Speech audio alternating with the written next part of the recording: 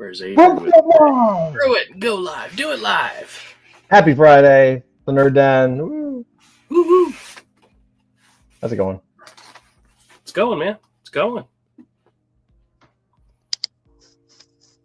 I'm looking at. I have I've got some fun. A fun little thing.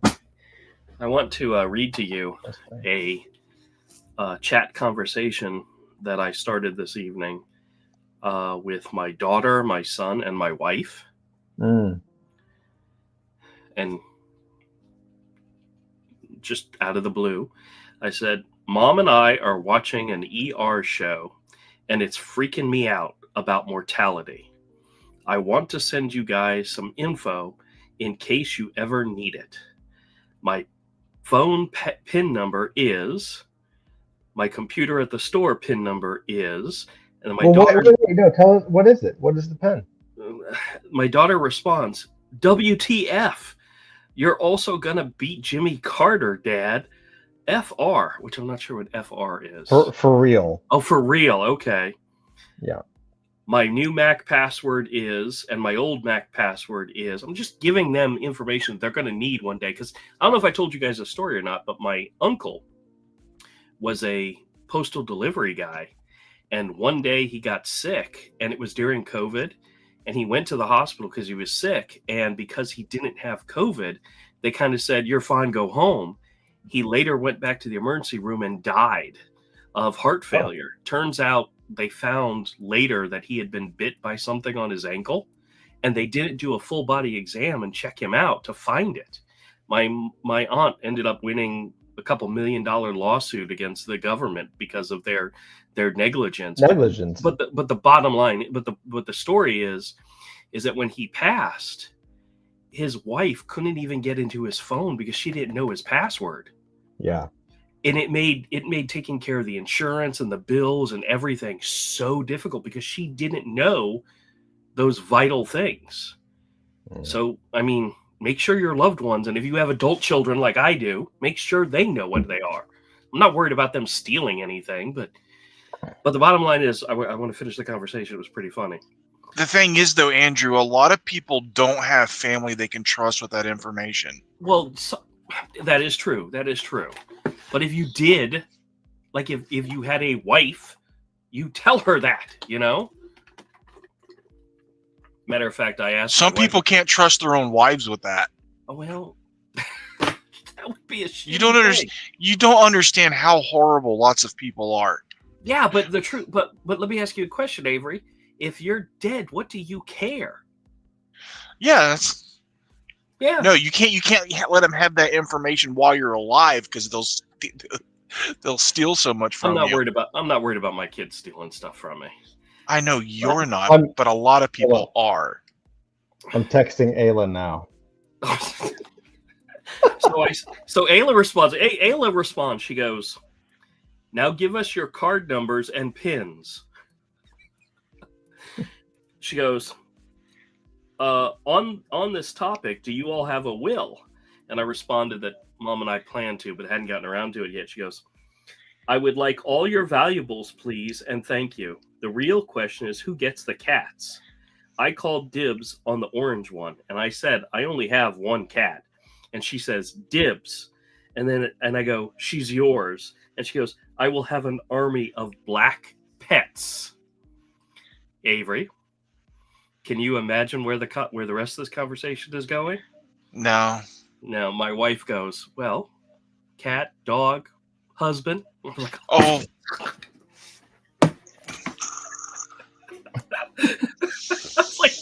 I was like, damn, woman. She has an army, needless to say.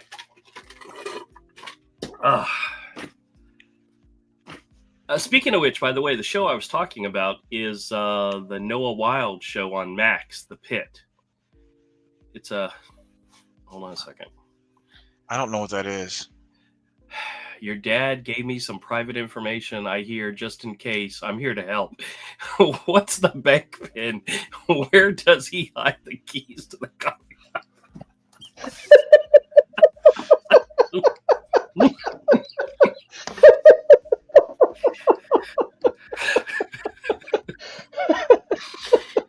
need to text her real quick. Ignore Todd.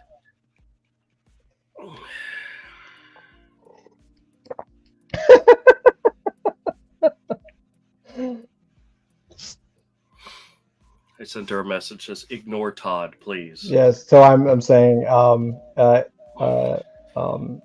Well, my employees, all the she's rude. She's hitting me back. I'm gonna say. Wait, hold on. I know exactly what I'm gonna say. Hold on. Just wait. This is great. Okay. She's pinging me back right now. okay.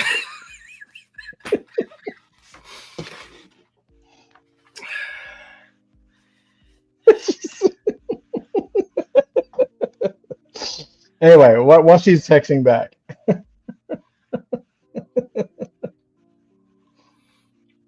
I'm just sending her a quick little message that we're on a live stream having fun. Don't you hate it when you correct? God damn it!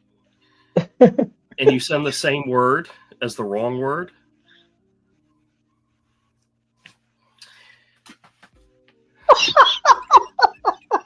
What did you say?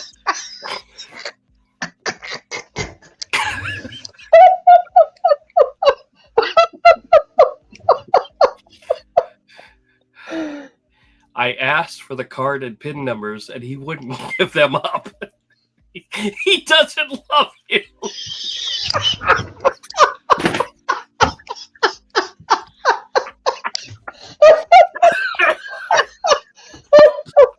I'm gonna kill everyone.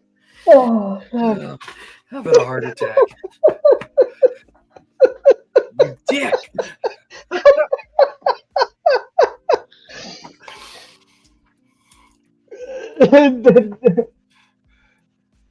Doesn't matter. He agreed to be Jimmy Carter. I'm fairly certain that's not going to happen. But What? Beating Jimmy Carter? Wasn't he What about 101 when he passed? I don't know. It just happened recently. I know. I don't want to discuss the subject, or else I'll say something very, very bad. Yeah, that's fine. That's fine. Oh. I'm not a fan of the guy, so I would say Jimmy very is mean dead, things. so his ass might be easy to beat.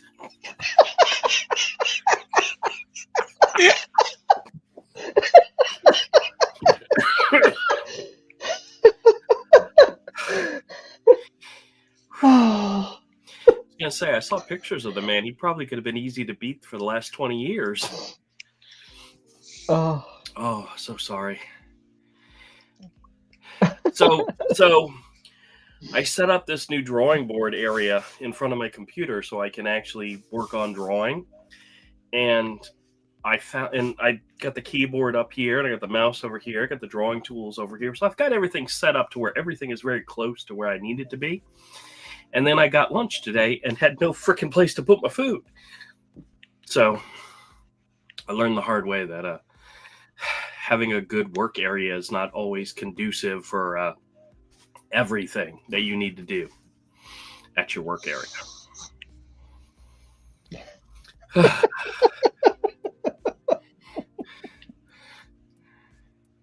This is fine. I'm patient. Oh. Hit Tracy up for the keys, laugh out loud.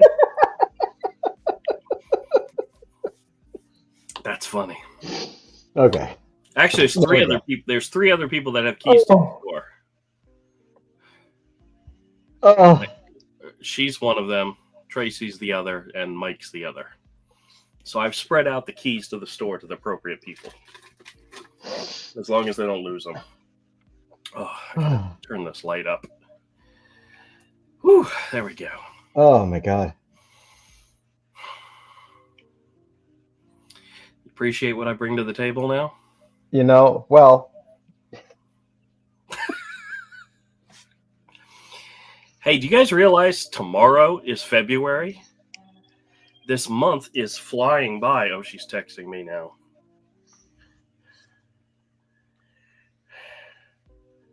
She just sends swirling, smiling faces. Whew, so when have you checked when Heroes Con is? Oh, hey MK, how are you?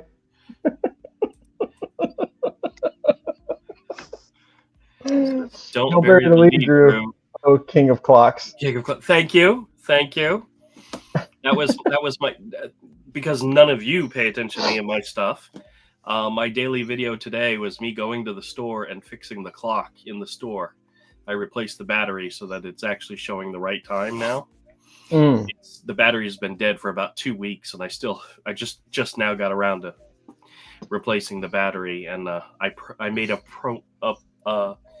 proclamation short on my channel stating that I had single-handedly set the Earth back on the proper axis and fixed everything, fixed all the world's problems. Oh.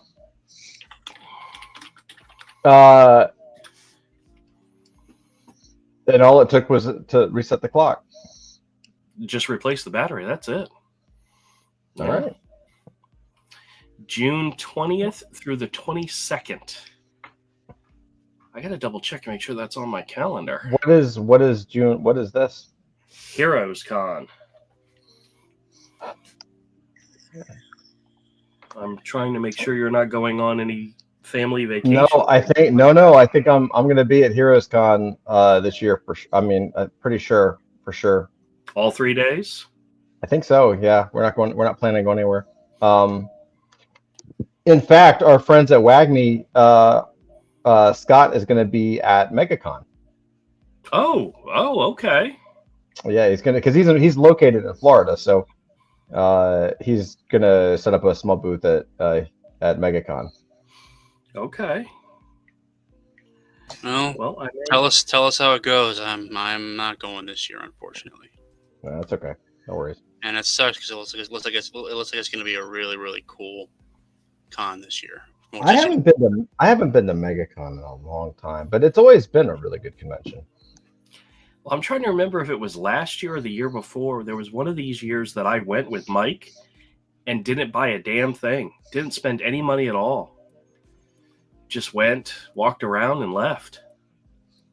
But then again, I'm not there for signatures, and I'm not there to meet the artists or the actors. I could care less about the actors, you know. Mm-hmm. So, whew. I think Heroes Con for me is more fun. Number one, I'm with you. And number two, I'm going to be there all 3 days, where MegaCon, I'm going for just one day, one afternoon, really. Okay. Well, yeah, I guess that makes sense. You're just going to drive down for one day and drive back? Yep. And we're going to go down on Thursday. Mm-hmm. The tickets for Heroes Con are not bad. It's $75 for all 3 days, $35 for Friday, $35 for Saturday, and $30 for Sunday. So if you were only going for one day, it's not bad at all. But I'll be picking up our tickets soon. Just making sure you're going all 3 days, and I'll get a 3-day pass. I will. I'll ask Melissa this weekend. Okay. Let me put that on my to-do list. I'll put that on my to-do list this weekend and ask her. Let's see. Ask about Heroes Con all 3 days. Maybe. We gotta have at least 2 days of just us, you know. You have one day be the kid day. That's like Sunday. So isn't Sunday the kid day? The family day? I think so, yeah. MK says MegaCon has quite the A-lister group now, which is weird because I don't recognize it as an A-lister thing because I haven't gone in a long time. But it's a good show, but I always remember it's small. And he says, like, they pulled out all the stops. And then he says, explain more why Heroes Con. Heroes Con is one of my all-time favorite shows in the country, but I'm going to let Andrew, explain. Heroes Con has always been like an artist convention. It was a great place to meet artists, to buy original art, because the big main companies like Marvel, DC, Image, they're not there. They don't have big, huge booths. There's no movie stars. Well, there might be some movie stars that come, but it focuses more on comics and the creators of comics. It's the kind of convention that we would love to go to.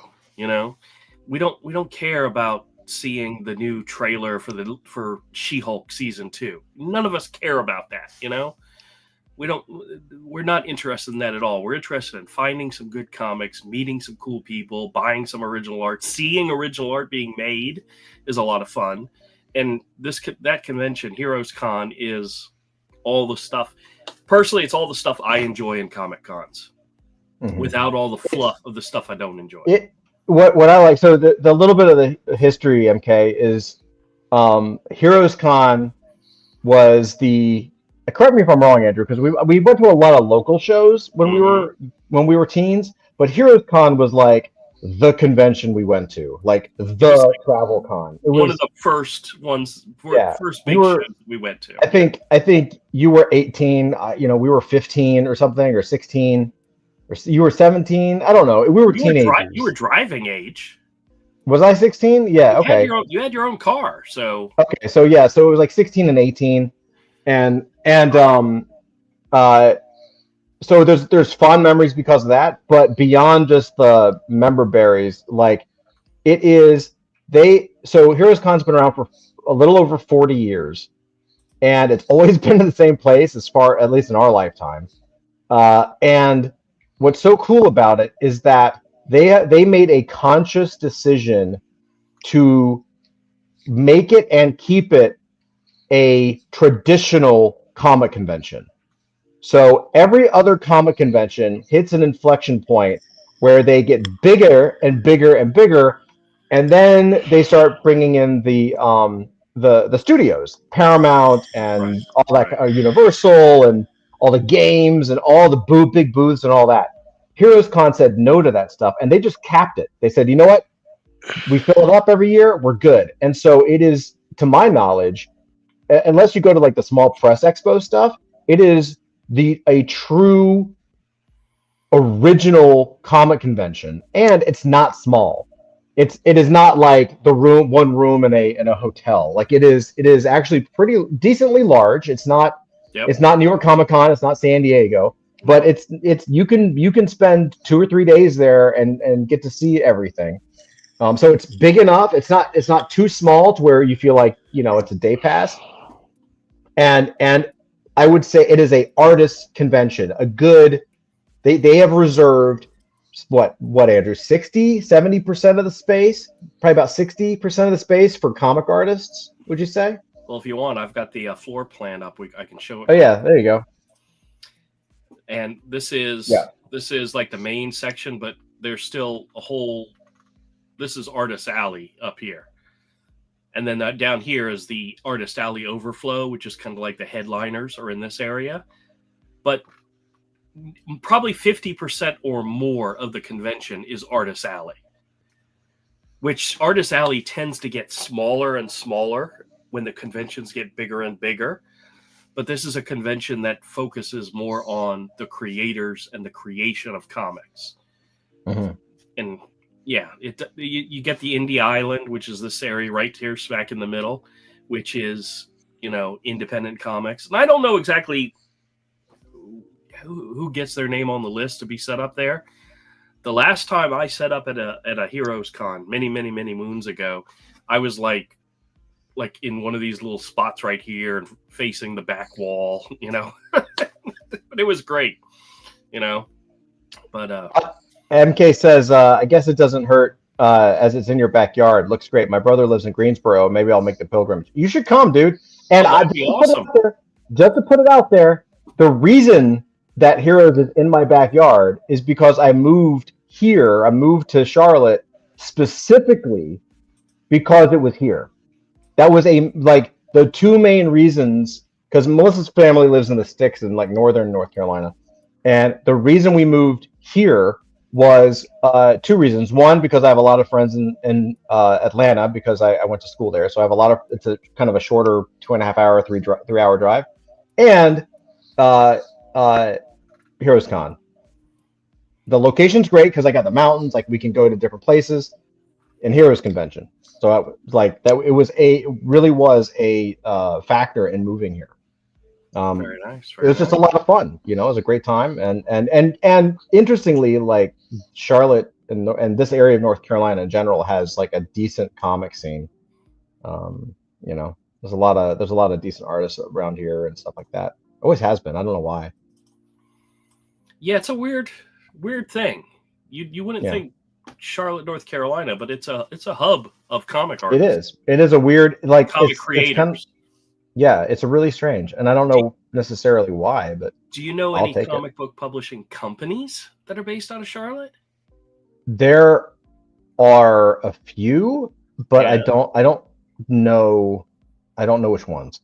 Okay. I think I'm certainly a lot of the small press ones. Yeah. I mean, I would say that half the I mean, a good, not half, but you know, maybe 10-20% of the comic small press things that are at the Heroes Con are from at least North Carolina. Yeah. You know? Yeah. Okay. Yeah, it's really interesting.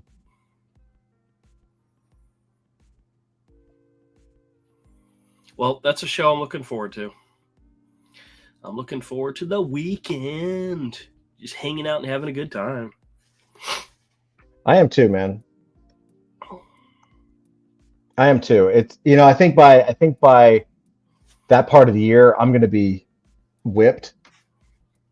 We have, you know, I keep, yeah, we just have a lot of stuff going on and a lot of stuff trying to come out and a lot of stuff to do. Should I tease Avery's piece, his double page, or should I wait? Well, he's still doing. Oh, he's tweaking it. Right. So, that's right. Yeah. I'll wait. Yeah. I got my MegaCon passes. Ooh. And it's got Absolute Batman on it, so that's kind of cool. Is that? I mean, I know we've talked about it, but is that book that good? It has gotten reviews that it makes it seem like it's the new Frank Miller book, and I'm just like, it's the entire universe is definitely an Elseworlds. You know, it's not a replacement; it's just a different take. And I'm still 4 issues in. I'm still interested to see where it goes. So that's a good sign. I mean, there's been times I'll pick up 1 issue and that'll be it. I will drop a book after 1 issue.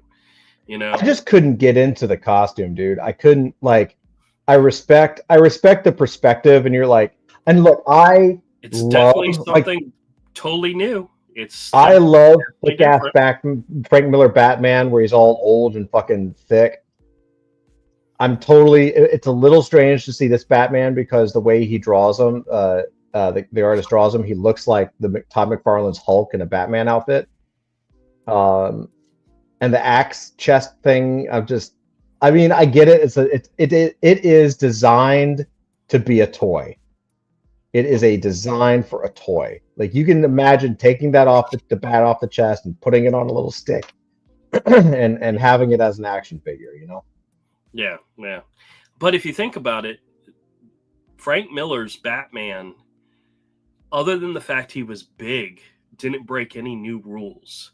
The costume was the same, the utility belt, the cowl, everything about the costume was rooted in the current Batman. This one, they're doing new stuff. They're doing something different.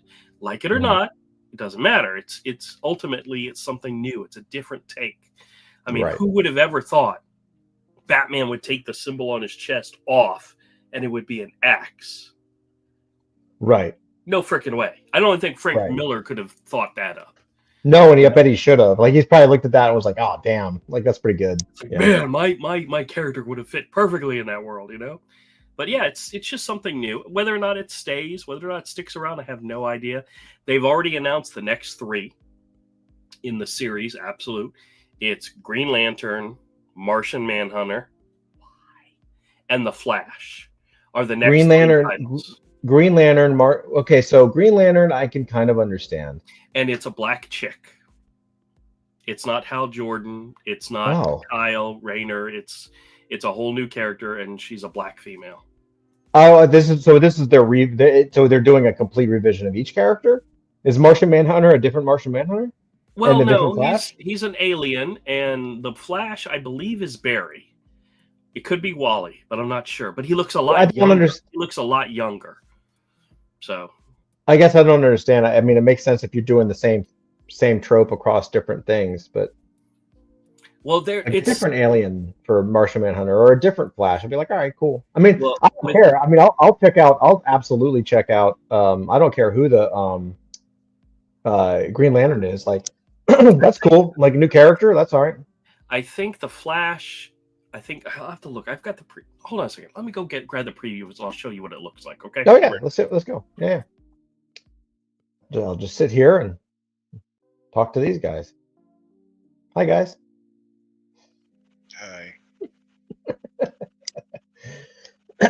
So, do you know who Takashi 569 is? I think so. He's a hip hop kid, rapper. Oh, the rat. Yes. But to be fair, he ratted on people that ratted on him first and tried to kidnap him. I don't totally something? understand the story. I just know he's like. It's like, from what I understand, these people had been stealing from him and plotted to kidnap him and ratted on him about something else. So he just flipped it on him. I'm like, oh, so he didn't just sell out his friends. He sold out people that were stabbing him in the back. That's fair. Sure.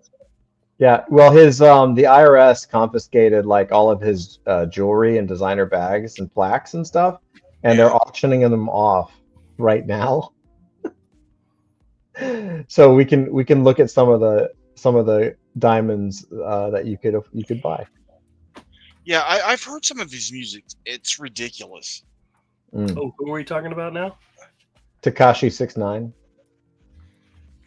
I have no idea who that is. You're not missing anything. Yeah, you're not. It's just funny. It's not funny, but he's like an island boy before the Island Boys. Yeah. Andrew doesn't know what an island boy is, but that's fairly accurate. Yep. Yeah. It's just interesting because they're auctioning off his stuff, and so we could we could look at it. We could check it out. Okay, so Absolute Green Lantern. Turn up the light. Says, without the core, without the ring, without the willpower, what's left but Absolute Green Lantern? Without the core, without the ring, without willpower, you're not the Green Lantern. Yeah. Wait. Okay. What? Yeah. It's written by Al Ewing and with art by Jahani Lindsay. Don't know who this person is. Al Ewing is a nut. Yeah. So you want to see what the hold character on. Let me zoom in. Hold on. So this.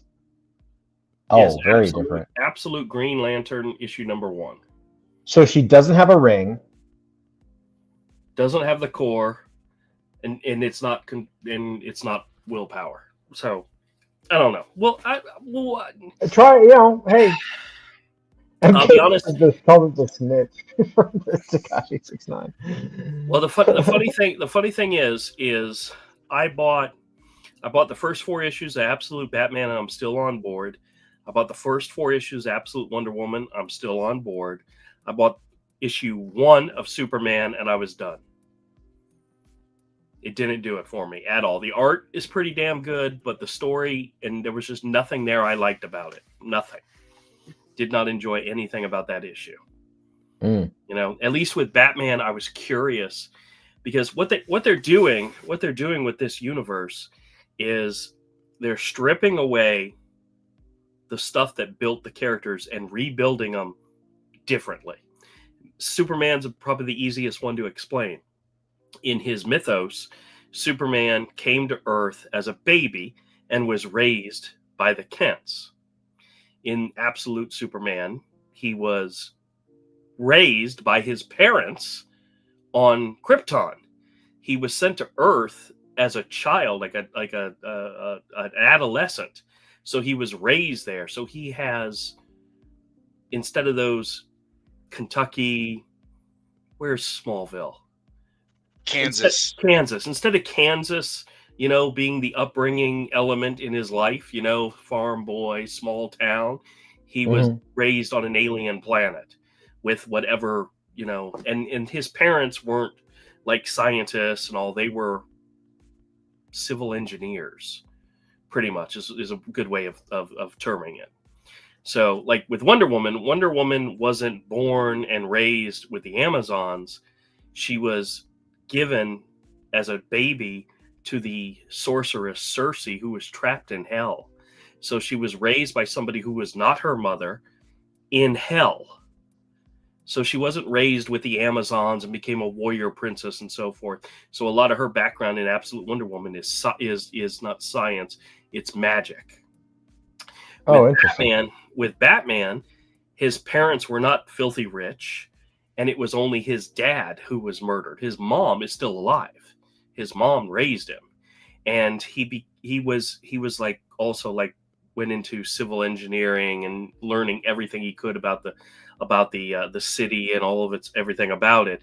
But in it, his best friends who were kids with him when his dad was shot and killed, are Poison Ivy, Catwoman, Two-Face, the Riddler, Killer Croc, but none of them are those characters.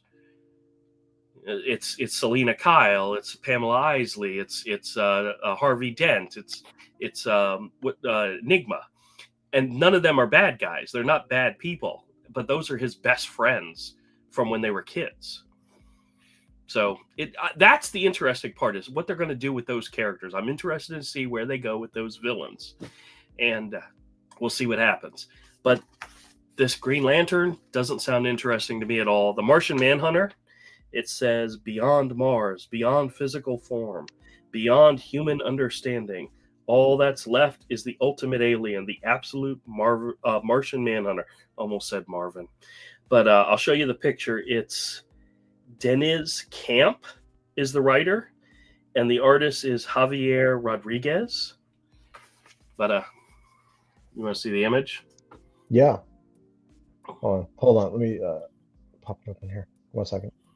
This doesn't sell me at all either. That's yeah. You know what they're trying to do? Oh, what was the do I have it over here? The Martian Manhunter series. You know what I'm talking about? I think I have it right over here, but hold on. Well, the Flash. Do you remember the classic Martian Manhunter series? I was never a Martian Manhunter fan. Never a Martian Manhunter fan. Probably read them, but I never cared. Hold on. I'm gonna turn my camera off while I go look. But you can still hear me. Well, you want me to read you the Flash? Yeah, read it. I'm gonna see if I can find this Martian Manhunter. The Flash is written by Jeff Lemire, Jeff Lemire's writing, he's like Jason Aaron to me. Sometimes it hits it, sometimes it doesn't. Sometimes it's great, knocks out of the park. Sometimes it's a complete dud. So I'm a give or take when it comes to Jeff Lemire. Art by Nick Robles. I'm really not sure who that is. The name does not jump out and scream, But I don't know that name. Without the mentor, without the family, without the Speed Force, what's left is absolute Scarlet Speedster. Okay. This is the only one of the new ones that I'm interested in, simply because I like the art on the cover. It looks. Well, hold on. I just found the books. Give me 1 second. All right. Oh, I'm coming. What's that? But yeah, you've got the cover. Yep. Let's see it. Show it to you. Oh. It looks kind of cool. Oh, that's cool. And then there's an image down here at the bottom. That's the 1 in 25. What's his name? Variant. Jeff Lemire variant. Yes. Yeah. Which is a take on the classic Flash issue from a long time ago, which I actually have a copy of that issue somewhere. But of these 3 new ones, I will give 2 a chance, and only 1 do I have any interest in sticking with. So the Green Lantern's got to knock me out of the park with the art, and the Flash has got got to pull me in the first issue. But What I was thinking of was the Martian Manhunter. yeah, I flipped through those, but I don't think I ever read them. Yeah, it's actually pretty good. I mean, it's Jar Jones, so he was a great writer. But like, and Eduardo Barreto is a phenomenal illustrator. So this is kind of like a classic tale. It reminds me of some of the. I'm trying to find a decent page. It reminds me, it's classic art. It reminds me of like almost some of those classic Batman stories that were in the '90s. You know what I mean? Yeah, but with the Steve Absolute stories. Universe, they're not going to go in any direction that's already been done before. So they're not going to revamp what you're looking at right there. It's going to be a totally different take. Right. Well, of course. But I think that's maybe why. Hey, what's up, Doc? How you doing? Hi, guys. What's up, Doc? Hi, guys. Sorry I'm late. Dinner, kids, and all that. That's all You right. had kids Yeah, for dinner. you had children for dinner. Yeah. A little spicy there, don't you think? Yeah. Too much salt. Yeah. I also That's had that's why I never ate the kids. They just too much, yeah, gristly. I also had a late afternoon coffee / ADHD hyperfocus and did my best to instigate Twitter as much as I could by complaining about the industry. I wrote a complete soliloquy. It's really long, man. What? Sorry, my wife just messaged me. We have like a surprise guest all of a sudden. I just found out. That's good. It's my daughter's friend who had to move away. But last time she brought her dogs and they chewed up a bunch of shit. But this time there's no dogs, so crisis averted. I was just about to make a joke and you were getting ready to confirm it. I was going to say, is it an 18-year-old foreign exchange student who likes to, dust and clean the house for you? No, but that's literally my wife. Well, one time. I don't know how she feels about dusting and cleaning the house, but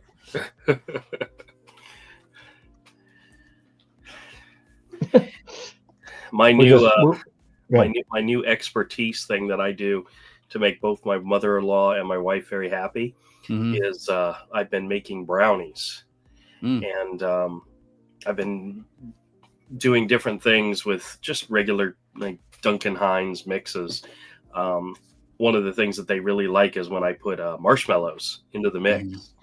The first night I made them, I put marshmallows on the top, thinking that it would be like a cream cheese or a frosting type effect. No, it's not what happened. It melted and it became nothing but a huge blob of sticky shit. Yeah. So then I mix the marshmallows in, and I tried using large marshmallows and mini marshmallows. The mini marshmallows work so much better. The large marshmallows kind of exploded in the brownies, so that you would literally cut into the brownies and there'd be a huge hole where a marshmallow had kind of expanded, but they were good. And I told my mother-in-law and my wife, I said, if I take a small tray and I make the brownies, I cut the tray into thirds. So the first night we split a row. The next night we can split. So a tray of brownies, these brownies last 3 nights. Yeah. My mother-in-law likes them with ice cream. My wife likes them just as is, and me, I can go either way. And tonight I did. Are you by scream? What? Sorry. By scream? By. Never mind. I don't get his joke. I hate to say it, Todd. You're gonna have to explain it. Andrew, can you explain bisexuality? Or Avery, can you explain bisexuality to Andrew, please? No, I don't think he could. All right. So what I was saying is tonight I used a mix. It's what I mean when I say I'm not gay, but some of the dudes I fuck are. Yeah. So I used a fudge brownie mix tonight, and I cut it and gave everybody their own piece. Everybody was happy, and my mother-in-law was like, "Can I have another piece?" It's like, yeah. This is the funny part. So I told her, I said, "You know what? I'm gonna get you a piece." And then what's so funny is whenever I go and I tell her something, I will do it loud enough so like my wife in the other room can hear. And I'll tell her, okay, just whatever you do, don't tell Jennifer I'm doing this. But I gave you a piece out of the middle of the tray of brownies. I cut out the heart of the brownies just for you. And my wife's in the other room laughing because the last tray I made, I gave my wife the middle piece. Yeah. It's like, this is for you, dear, and only you, you know? And then I gave one to her mother-in-law. So I'm kind of an or her edge mother, guy. so. Kind of like a brownie edge guy, but I gotta Oh, have the like milk to dip it in, or some. See, I or don't some ice cream. mind. I don't mind the middle. I don't mind the ends. I like all of it. Yeah. So I Are like we talking special about brownies. edging brownies? Yeah, edging brownies and I mean- goonings and the gooning centers. I mean gooey centers. Doc, do you realize the fact that Todd is making fun of the edge of the brownies means he doesn't get brownies on a regular basis? Somebody is not supplying this man with homemade fresh brownies That's on a true. regular Yes. basis. No, Yeah. that is true. That is Someone very true. shouldn't be supplying you with them either, fat boy. Man, I mean, I could tell you about some delicious dessert baking. I don't know if that's the theme of this show.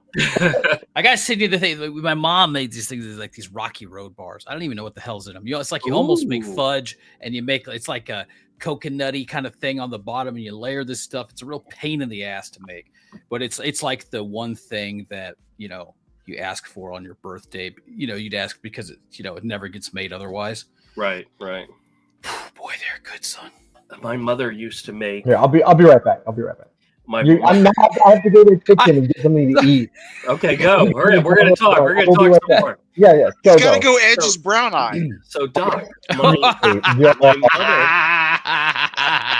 my mother used to have a recipe for chocolate chip cookie bars, where it literally is a brownie mix with chocolate chips, and you just cut it into bar shaped stuff, and everybody loved them. And it's not it's not difficult to make; it's very simple to make. But what she made them, we absolutely loved them. Well, we had a friend of ours who asked my mother for the recipe, and she gave it to her. It's not a family secret or anything. And she made them for a family event, and she brought this tray. And usually the bars are like, half an inch thick, but these were like super thin. And we're like, what did you do? And we cut it, and it was really hard, and we bit into it, and it was like biting into like a chip almost. And we were like, what? But they were delicious. Yeah. We ate them. Everybody ate them. They were great. Forget the soda, like the baking soda. She forgot to put the flour in. Oh shit! I did it's that all once the- with baking soda. So it's all the good stuff. It's all the brown sugar. It's all the all the. Oh, it's like brown sugar and chocolate butter, chips. just all caramelized up. Yeah, And that was it. that's good. We got this thing because my mom, she's got the cookbooks back to the 1940s and 50s. But there's this one thing. They're cookie bars too. They're just called raisin bars. It's always my favorite thing, and it's flour. It's got some the brown sugar. It's got like allspice and clove, golden raisins. Anyway, it makes this thin sheet of cookie bars. You make this simple glaze with lemon juice and powdered sugar and put it on top after it cools. Oh, that Man, sounds wonderful, Dude, they're so easy to make and they're so good. It's just like one of those. It's not like a dessert that it was just like from a time, right? Like and I made these when I was living in Russia and made them for our friends there. And now every special occasion they make this, and they call it American pie. That's what they like. Her friends call that's it. funny. Is American That's funny. pie. Yeah, they love it though. Oh, it's good, man. I'll send you some recipes. Okay. It's Well, so easy, bro. Two of my all-time favorite dessert dishes that my mom used to make when I was a kid are two extremely easy recipes. Number one, no-bake cookies.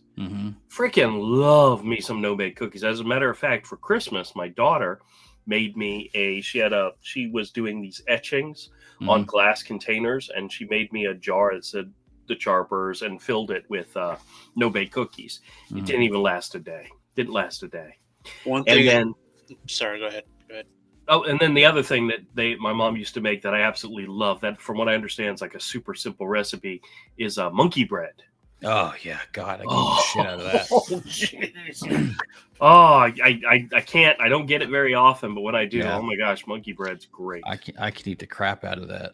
Oh yeah, it's good stuff. One thing I used to do, Yeah. you know, back before I really started taking my blood sugar seriously, I found a recipe where I would take sugar, Mm-hmm. non-fructose corn syrup, mint extract, and green dye, and I would literally make my own mints. The only problem with the recipe, though, is it's actually not that difficult. You know, all you need is like a small pot. You know, you boil some water. You basically boil the sugar. You boil the syrup. You throw in the mint extract, and basically the only problem I had, then you basically pour it out onto a pan and stick that pan in the freezer for about overnight, or in the freezer overnight. Only problem I had though is that no matter how much I greased, you know, you're supposed to lay like a layer of tinfoil beneath it. Mm-hmm. And you know, you're supposed to grease the tinfoil so it doesn't stick. But no matter how much Pam or butter I spread on it, I always end up getting like tinfoil in the mints. And if you got films, yeah, it was painful. But it was good. It was delicious. Only problem is, you know, as someone who has to, like, you know, watch his blood sugar pretty closely nowadays, I could make it, but I could not eat it. Yeah. But that shit was good, especially if you like throw some powdered sugar on it afterwards. It's like Christmas candy. Man, I do have a sweet tooth. I'll tell you, I don't eat a lot of candy, but I fucking love like baked goods. One of the problems I have whenever I get a cold nowadays is first thing I do is I go out and I buy a bag of cough drops, and you know, no matter how much I say okay, I'm not gonna munch through this like I don't know, like a fat man on raw meat. But you know, bag of 90 cough drops gone by the end of the day. So I have to go out and buy another one. Yeah. And before you know it, pretty much everything that's trapping out of the body is like carnauba wax and all crap leftovers.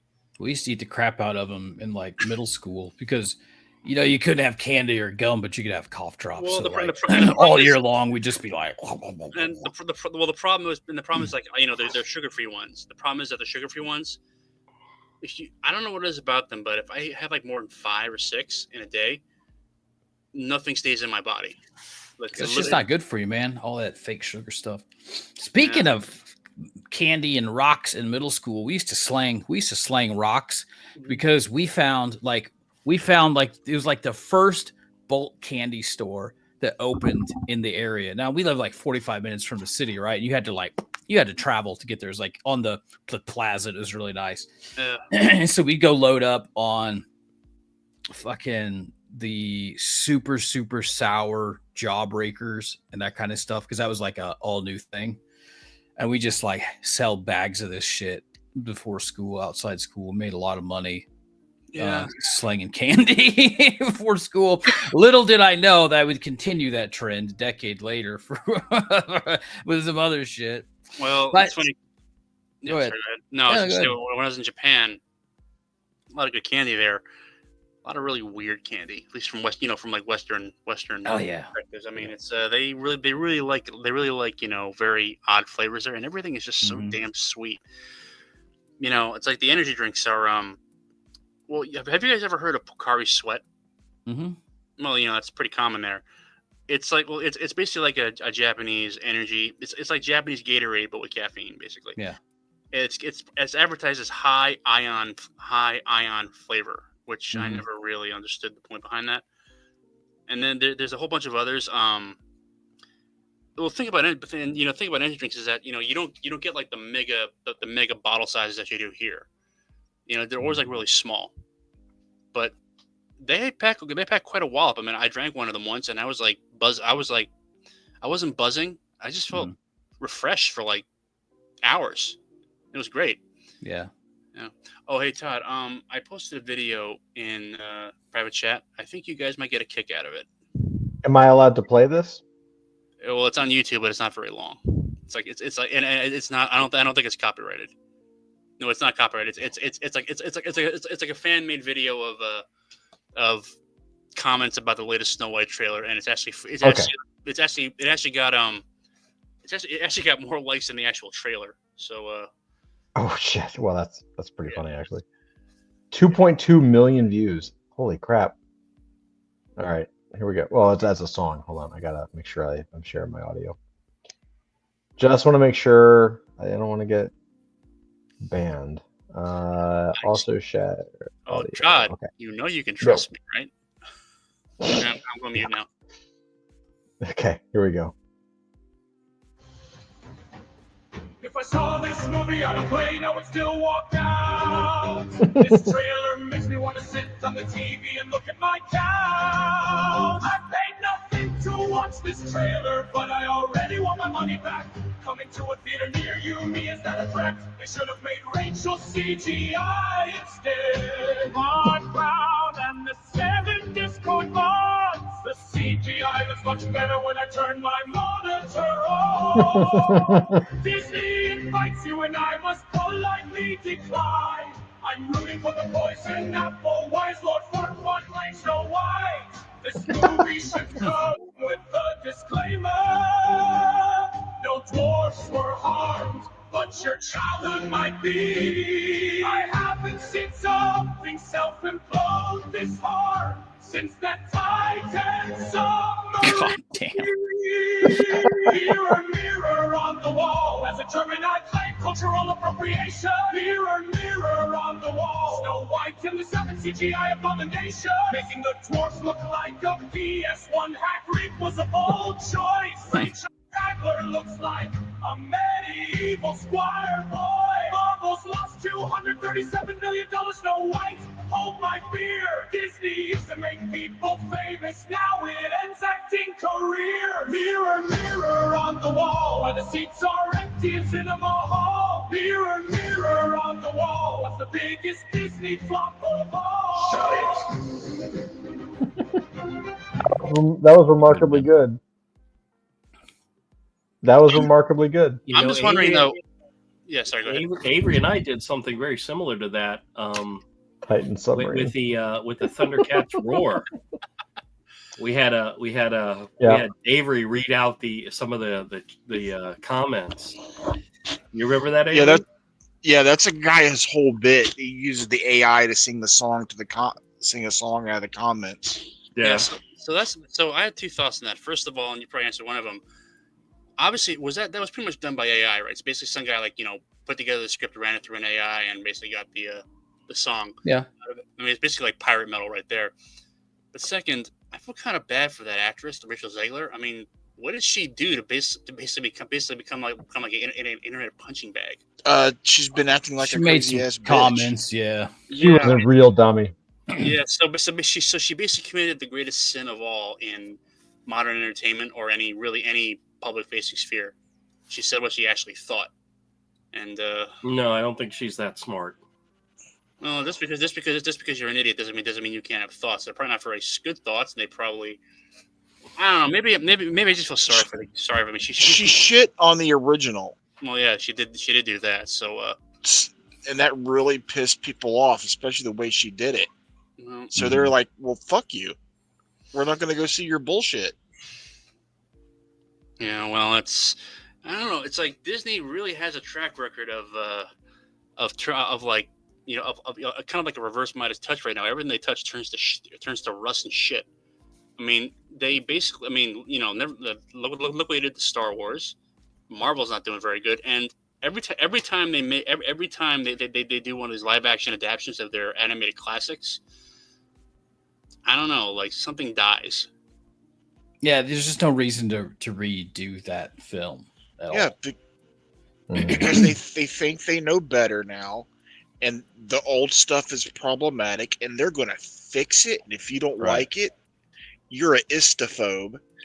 And guess what? People don't like that shit. They don't want to be lectured. They want to be entertained. What's wrong with the old one? No, Because Nothing. they're using the word dwarves?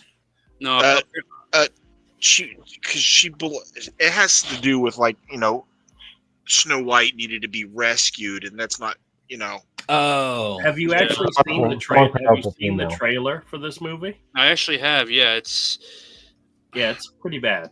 it's It looks terrible. genuinely looks bad. And I'm not Yeah. saying that because I don't like her. I'm saying even if she was like a stellar human being She was. and it was a Yeah. and it was a wonderful and she did a wonderful acting job, it really doesn't look good. Like I said, I just feel Um, sorry for her. I mean, yes, she's a brainless young idiot, but that shouldn't necessarily be career suicide nowadays. But apparently, it is. Well, she's also, to be completely fair, man, she has double and triple down. MK's heading out. Bye, MK. Night, brother. Later, Later. man. Have a good weekend, bro. I don't know, but Yeah, she's made a clown of herself pretty hard. yeah, I don't know. I mean, but yeah, I mean, it's just. Well, I mean, it's also well. See, this is a. I'm kind of hoping that a lot of this political stuff is going to go away because right now I can't go on my Facebook feed anymore because It's not going anywhere. oh, great. So like here's the thing. I went to high school with a lot of people who are very much old, like lefties, northeastern lefties. And for the last few days, it's like I've had to like block like half the people I grew up with because I just like I don't want to deal with your political bullshit right now. Please go away. But I don't want to tell them that because I want because they're still my friends. So it's nothing but cat videos from people I went to college with. You know what's so funny? When all the stuff happened in the last few years, I lost a bunch of friends on Facebook, and it didn't really bother me any because if people, if they're really not your friends, is what you find out. Yeah. Well, there was one guy in particular who stuck with me and didn't abandon me, didn't leave me or whatnot. But I really haven't been paying attention to his stuff for a while. He had a YouTube channel. He does some stuff in the journalist sphere. And I really just haven't been paying attention to him. And then I clicked on his profile recently. And it was like, I don't need any of this in my life. So I unfriended him. It was the first and only person I've unfriended in like years. And it's just like, we're 12 years later and, people are still crazy. Yeah. I was wondering why you unfollowed me, bastard. My wife's got a couple friends like that in Russia where she's like, I never thought these people would be like, big Putin supporters or whatever. Well, it's funny.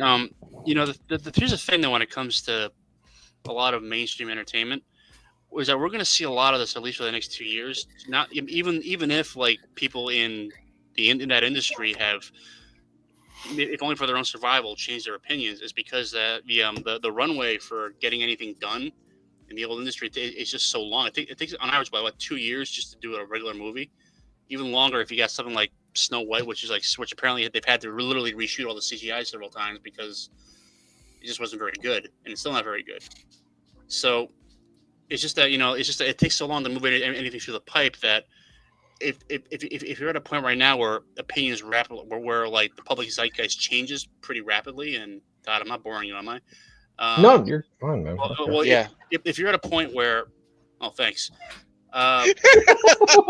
Good job, Larry.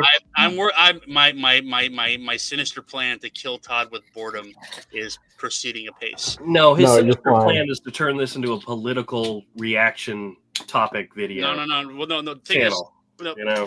Politics aside, But let's talk about politics. no. No, God. The point I'm trying to make is that I think in the way the media landscape is shaping now, and this applies to anyone regardless of their political affiliations. It's just that the old method where you have to have where things move more slowly isn't going to work because they're being lacked by kids on TikTok and YouTube who they don't have the budget, they don't have the effects, but they can turn shit around in like a few days as opposed to 2 years. I mean, it's like one of the reasons why South Park was able to remain so fresh after like, I don't know, like what is it, like 30 years? Is because the way those guys work, they literally put stuff together at the last minute, which means that whatever they create is just like fresh and new, and it's in tune with the zeitgeist, as opposed to a movie that maybe seemed like a good idea 2 years ago, but now it's like parachute pants. It's like all of a sudden pants it's are like, cool. Yeah, well, there's well, all right. It's like someone like putting out a really awesome hair metal album, like 6 months, like a year after Nirvana's Nevermind. Yeah, You know? yeah. Like I had a really bad joke at Todd's expense, all queued up and ready to go, and I just don't think I can do it. Why? Oh, okay. Zach's gonna drag you down, dude. Listen, you're either a political commentary channel or you're not. You can't step your toe in it every now and then because it's gonna piss off your viewers and you're gonna lose people left and right. Which viewer? I mean, which one of the viewers are we going to lose? Yeah, MK already went to bed. I didn't even have to finish the joke.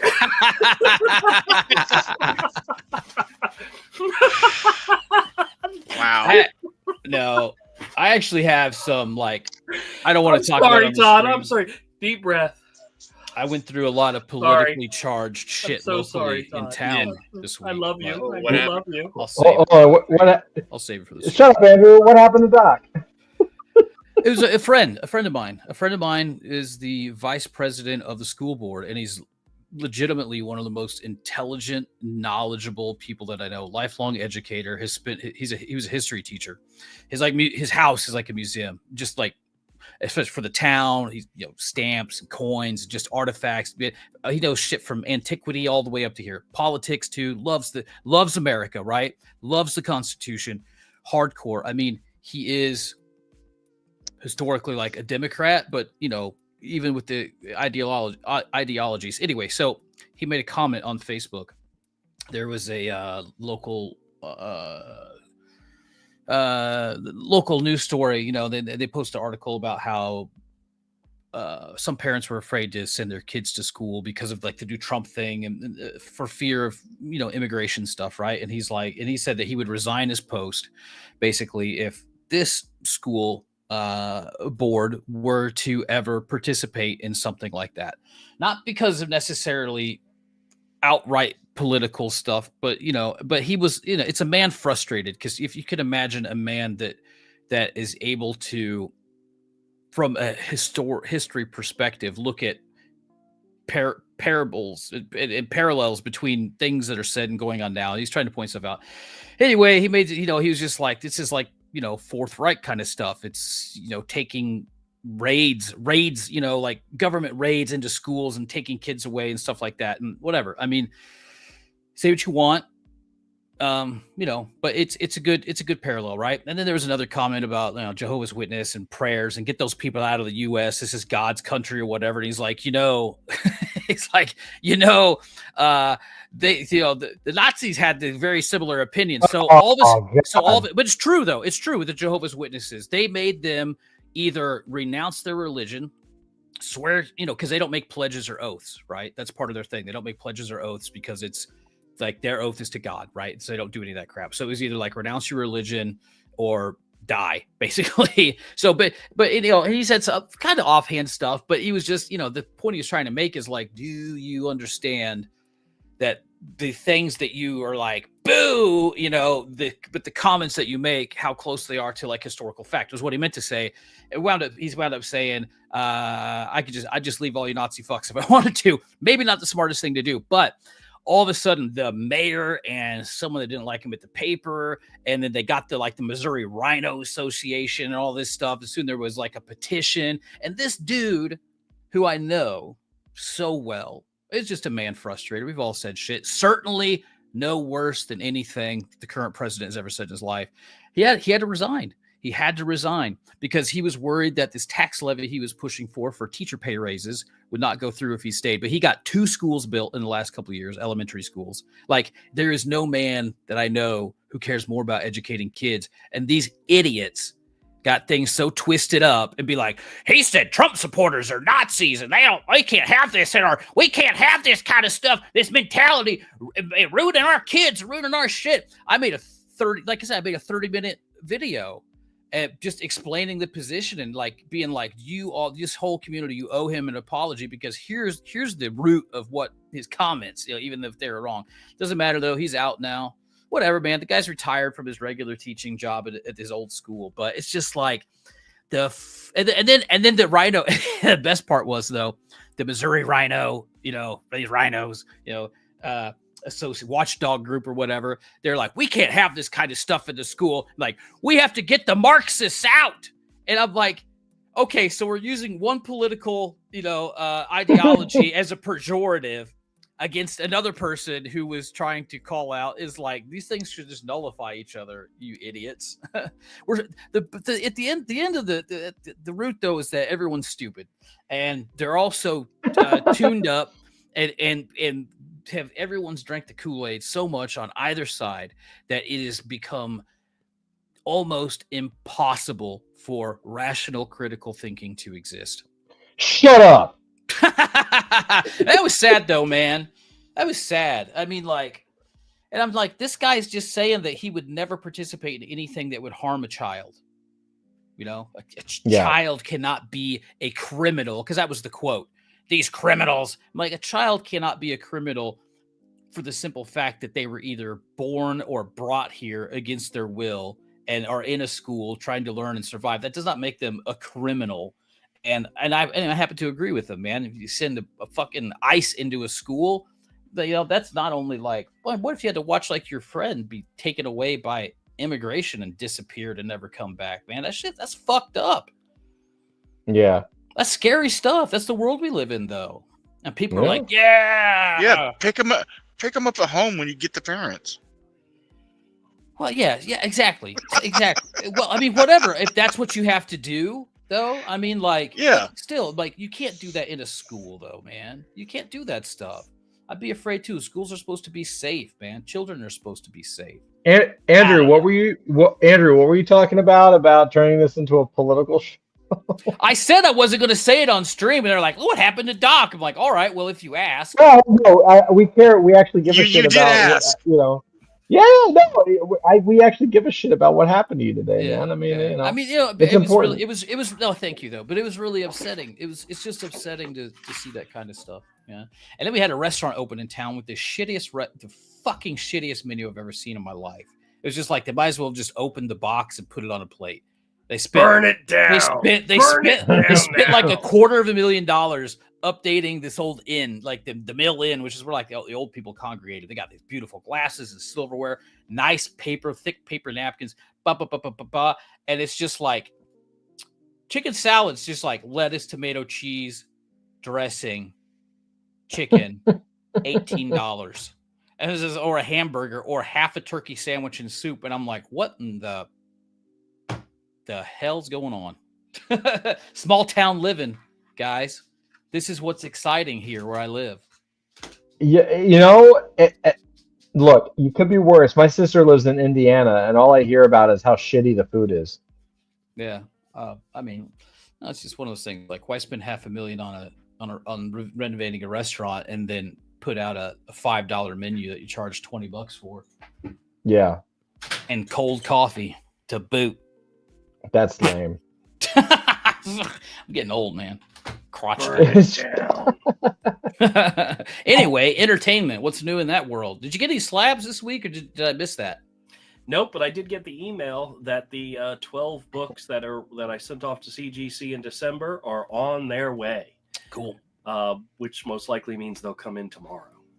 So nice, man. I mean, it's only coming from Tampa, so it shouldn't take that long to get here. But I had to tell my wife and my mother-in-law about it because I paid the extra $5 to get signature verified, so they don't just drop it off on the doorstep. Yeah. So, yeah. Holy shit! Have you guys watched Primeval on Netflix? No, is it good? Yeah, it's crazy. What's Primeval about? I don't even know. I've never. True. I didn't know it was true. Okay, so back in the Western expansion, and when like Brigham Young and the Mormons were trying to set up shop in Utah, there was this massacre of settlers that were heading to California, and that's the basis of it. It's like government. Because the Mormons, they had like their own paramilitary, and there's just all this kind of stuff. I don't know if the characters or the actual like or if this is like adapted from a thing and they just made up some shit to like tell. I don't know. Because I won't read about it until after it's done. But I will say that yeah, it's good. It's visceral, and it's pretty wild, man. It's good though. You should check it out. Not with the kids. It's not a kids show. Not a kid show. I watched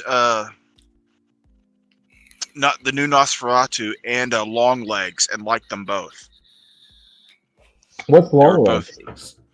It's a movie with Nicolas Cage where he's like a serial killer. Did you guys ever see Mandy? No, I but haven't that's watched another it one I wanna all. Watch, man. He's got a couple God, like dude. in the past Yeah. decade. Willy's he's- Wonderland was good. He's made some interesting shit, man. I wanna. Yeah, he's been making a lot of really weird, cool movies. That Willy's Yeah. Wonderland is good.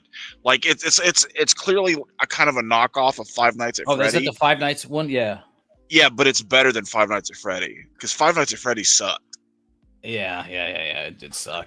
But Willy's Wonderland is pretty good, and Nicolas Cage doesn't say a fucking word in the entire really? movie. Yeah, he doesn't say a word, and it's Oh, fantastic. that's right. I remember that's what that movie was like. There was a unique thing, and I was like, oh, he didn't even speak, which means he got paid less, but he still did it. Yeah. I want to Yeah. see That's Mandy interesting. too. It's really- Mandy, I don't see it while you're on something, man. Holy crap! That makes me want to see it while I'm on something. Yeah, you're gonna have a bad trip. There's another one, the unbearable weight of massive talent, where he it's like kind of like Incepted. I think I can't remember the premise, but it's like he. Oh yeah, plays- like a Colombian drug lord hires him. He's like a famous actor, and this Colombian like El Yeah. Chapo like kind of guy hires him. But doesn't he like kind of like play himself in the movie? If I remember that correctly, It's something like that. something yeah. like that. Yeah.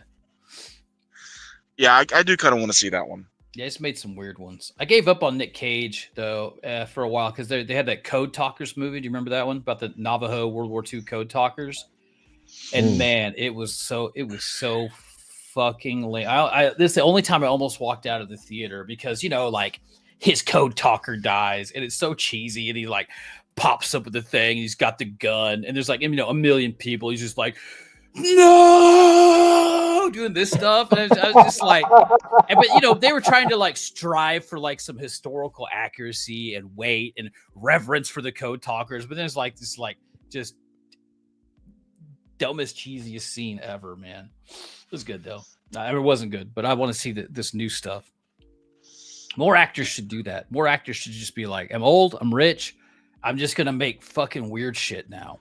Yeah, he's just been taking everything people throw at him, every weird little movie, Gotta respect it. and some of them are pretty good, man. Gotta respect it. What's the one where he's the con man with the kid? Matchstick Men. Yeah. Good flick. Good flick. That's a good one.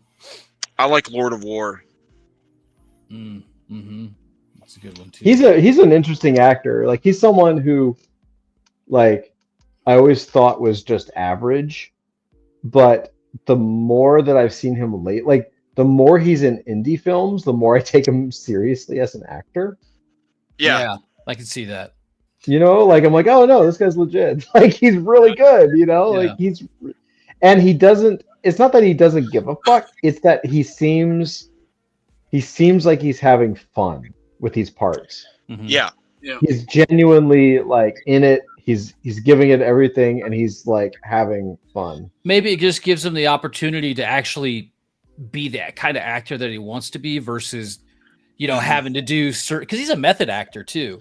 And versus trying to just having to do like the Hollywood thing, like, okay, man, you're a car driver, it's gone 60 seconds. Like, and how do you method act that, but if you can get into these like weird places. Yeah. What's the one? Well, Oh, go ahead.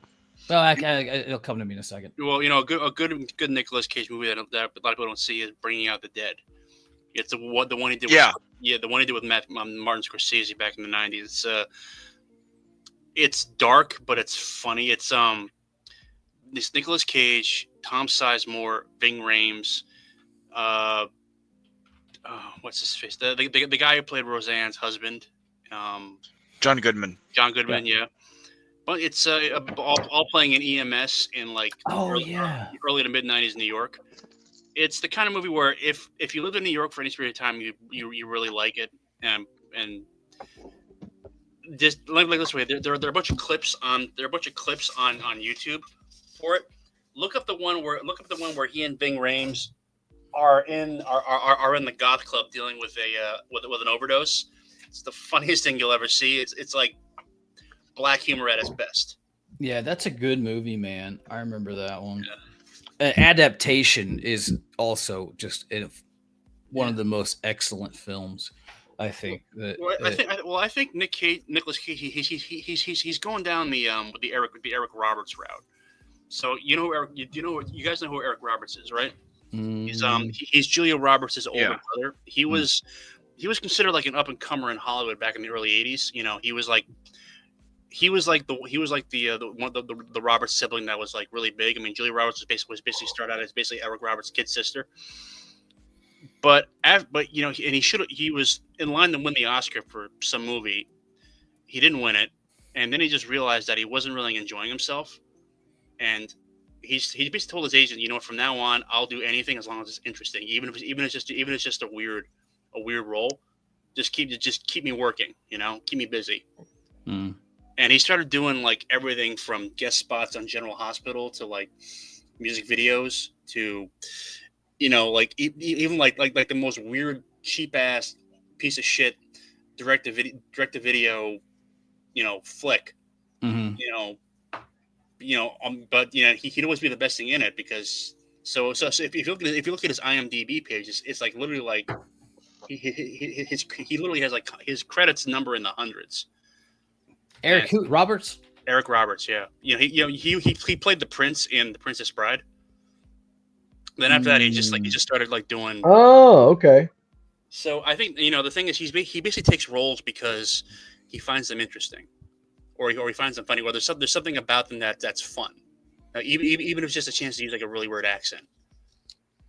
And I think Nicolas Cage is kind of in that right now. He actually did an interview, but why he was doing so many direct on-demand video movies, and apparently he did it because he says that there's actually a market for that. You know, this is before streaming really took off, but you know he was doing like stuff like Mandy and all the rest. They were all movies that they didn't always get theatrical releases. They were often just literally right to on-demand, right to PVOD, you know, pay video on demand. And you know there's an audience for movies odd movies of those types, you know, stuff that's either really really ultra violent or just really really weird. And he pointed out that you don't actually need to make like a lot of sales to like break even on those.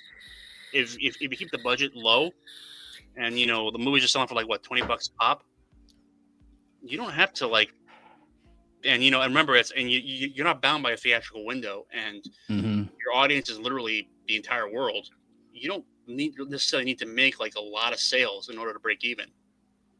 That's true. That's why there's so many like low budget horror films, because they have a very very strong fan base to like view and watch that stuff. I mean, it's like it's like that's that's why if you go on Netflix and you look up like romance, you know, like. That's why on like, well, let me put it this way. There's on the backwaters of Amazon Prime, you can find like some really cheese-tastic fantasy movies and sci-fi movies. I love that shit. Yeah, you know, it's like, you know, I forget some of the names, but you would recognize them if they did. It's like basically like European casts all shot in Eastern Europe. Usually has like one or two British actors, sort of named British actors playing like. Maybe like showing for 5 minutes, like what Bruce Willis used to do when he started losing his mind. They put him in a direct to video movie or you know the streaming movie. Oh yeah. I remember. He'd be on for like 5 minutes, and that was basically on the poster. So, but there's like the fantasy version of that. they're not good, but they're not bad. And some of them are watchable, and they always have like a really hot looking woman, in a skimpy dress wielding a sword. So what's the complaint? Nothing, nothing wrong. That's a bonus. And the budgets are really, really small, obviously. But again, you're not sharing the money with theater. So Yeah, man. I mean, I've watched some excellent small budget sci-fi films. Yeah, and that's one of my favorite. And there's an audience out there for that stuff, and they're willing to show up. You don't need a massive audience. You just need an audience that's going to show up constantly. That's how. I mean, it's like that's the key to success for in a lot of genres. It's like romance novels, for example. You know what? That's if you go like I said, we joke about that. We've laughed about that, but there's a reason why romance novels are always the top sellers. It's because there's an audience for it. They like what they like. They don't apologize for it. And if you're good, and if they like it, they'll show up and buy your stuff. I mean, pretty much everybody who's like gotten rich writing, as an indie writer, has written romance. Has been involved in romance one way or another. There are very few who haven't. I mean, I can't do it. I've tried. I just don't think that way as a writer. But that's how you make money as a writer, is write romance. If you can do it and you're good, and writing sex scenes doesn't like crack you up the way it does with me, that's you can do okay for yourself. And it's the same thing with country music. You got country music stars who decades after they've put out their best stuff, they go on tour, people show up. They don't even have to put out an album anymore. I'm sure that's any band though. Yeah, but it's a bit different with country music, because country music, they're not as youth obsessed, really. In fact, if you're a little grizzled, if you're a male singer, especially if you're a little bit grizzled and you're a little, have some road wear on you, it actually works better. It's kind of the same with metal. Heavy metal also, I've noticed, is that the best metal bands are the ones that are like have some gray and look like they've been through the ringer a few times. Anyways, I don't know how we got that off that tangent, but yeah. So that's the thing, is that it's not always like 0 or 100.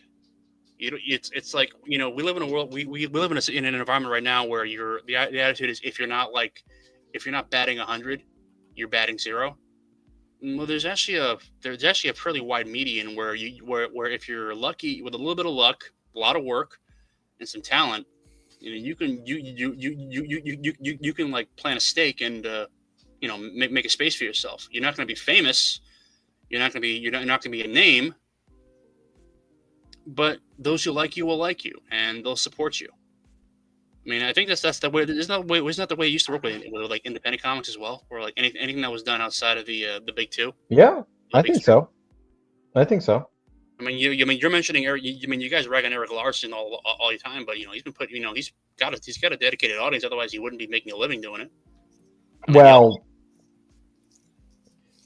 he yes and no. That's a different case, because he made. I mean, I love Eric Larson stuff from the '90s, right? Like, he's legitimately, it holds up. Like, you can't knock it. And very, very, very few creators can do a run of like 50 or 60 legitimately good books, and he's probably has over 100 books that are just like legitimately dope, which is very, very hard to do. But I think the reason he's still doing the thing now, he's talked about it, he only sells like 1,000 copies or something, or 1,500 copies, super low. But it's not about that anymore, because he made so much money from the Image launch and from the Image years that he doesn't really have to work. So he doesn't have to. He's just going to draw that book for the rest of his life, right? Well, look at the Peonies then, the ones who did Elf. Sure. I mean, they never went through the I don't think they ever really went through the Marvel or DC. They were always kind of on their own. Yeah. I mean, it's No, nice. they went through Marvel. Oh, they did? Yeah, they were ElfQuest was published by their Marvel's Epic line. Oh, that makes sense. So, yeah. I don't know. I mean, look, I think the like the main point still stands. It's not easy, but you don't have to be like a mega success or to like find your place. You can Well, it's like the thousand true fans thing, right?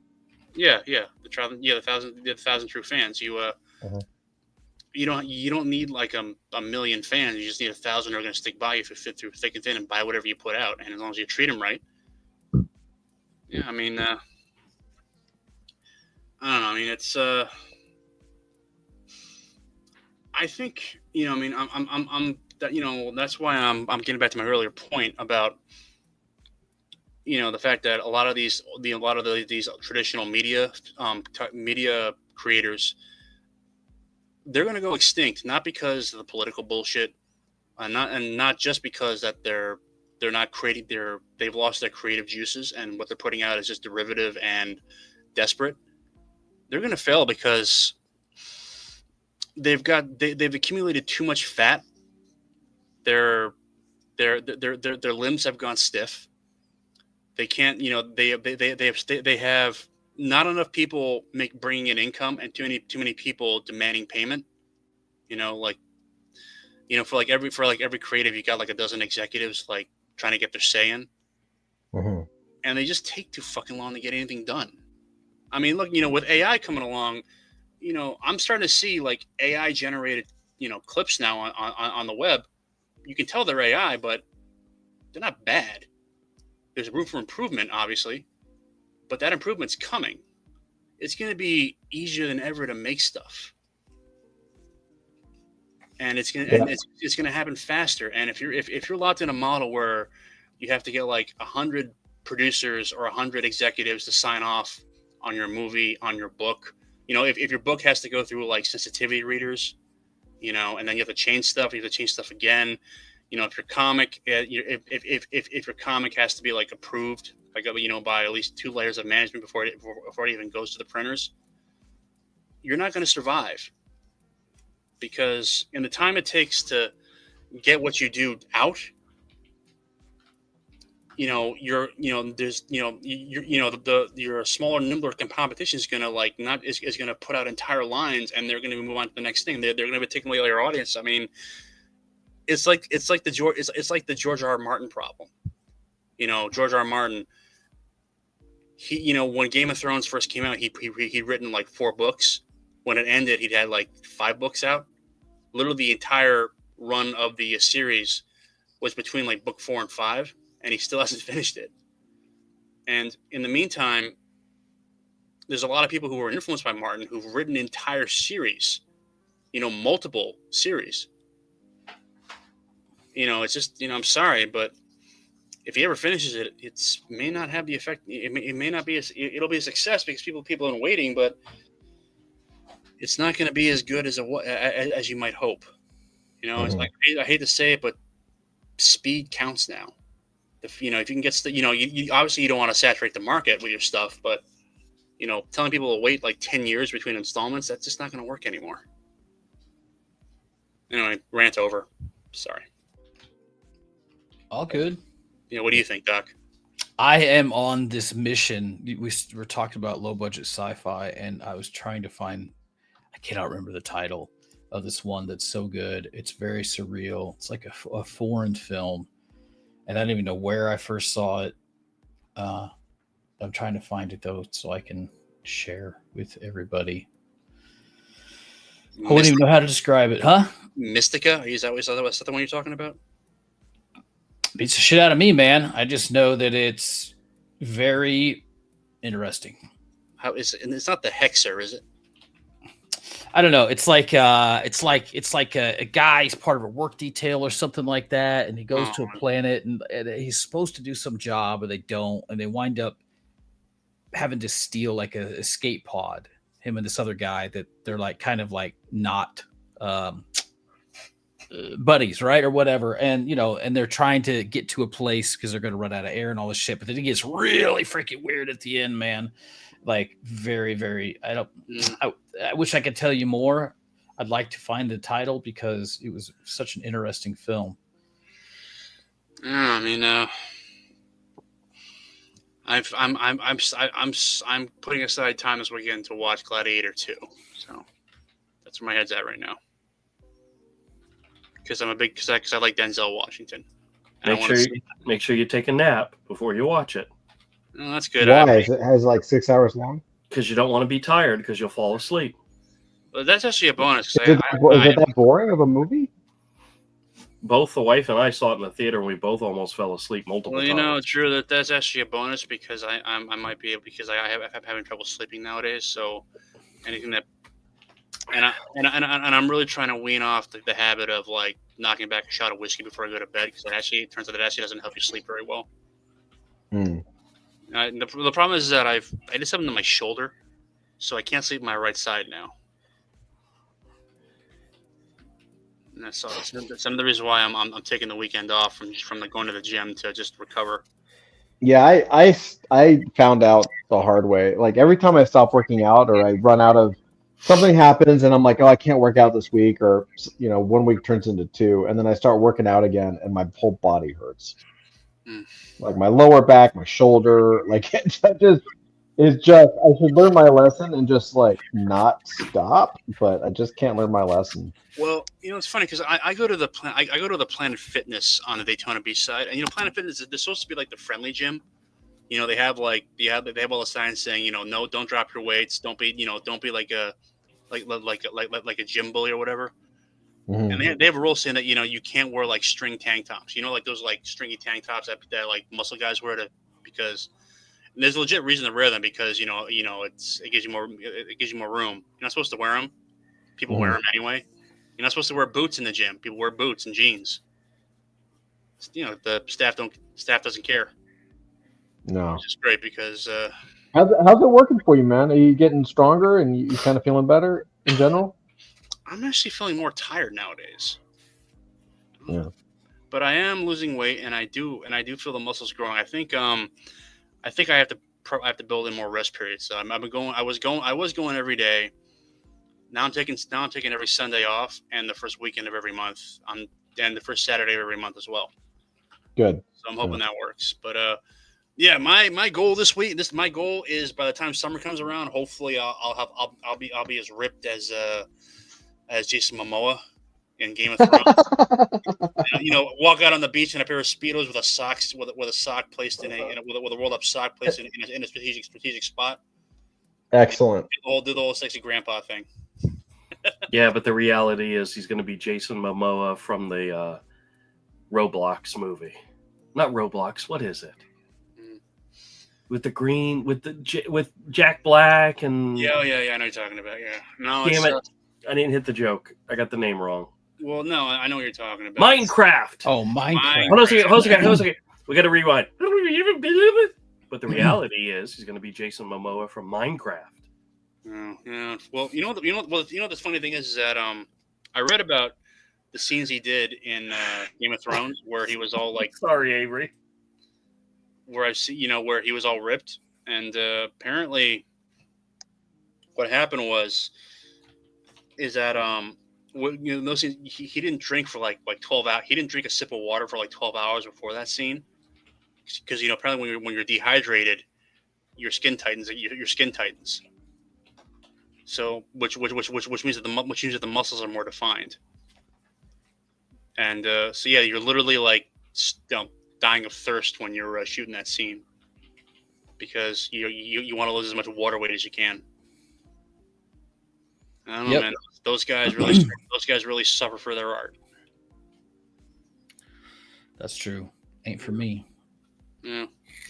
Or they're just write it out of their minds and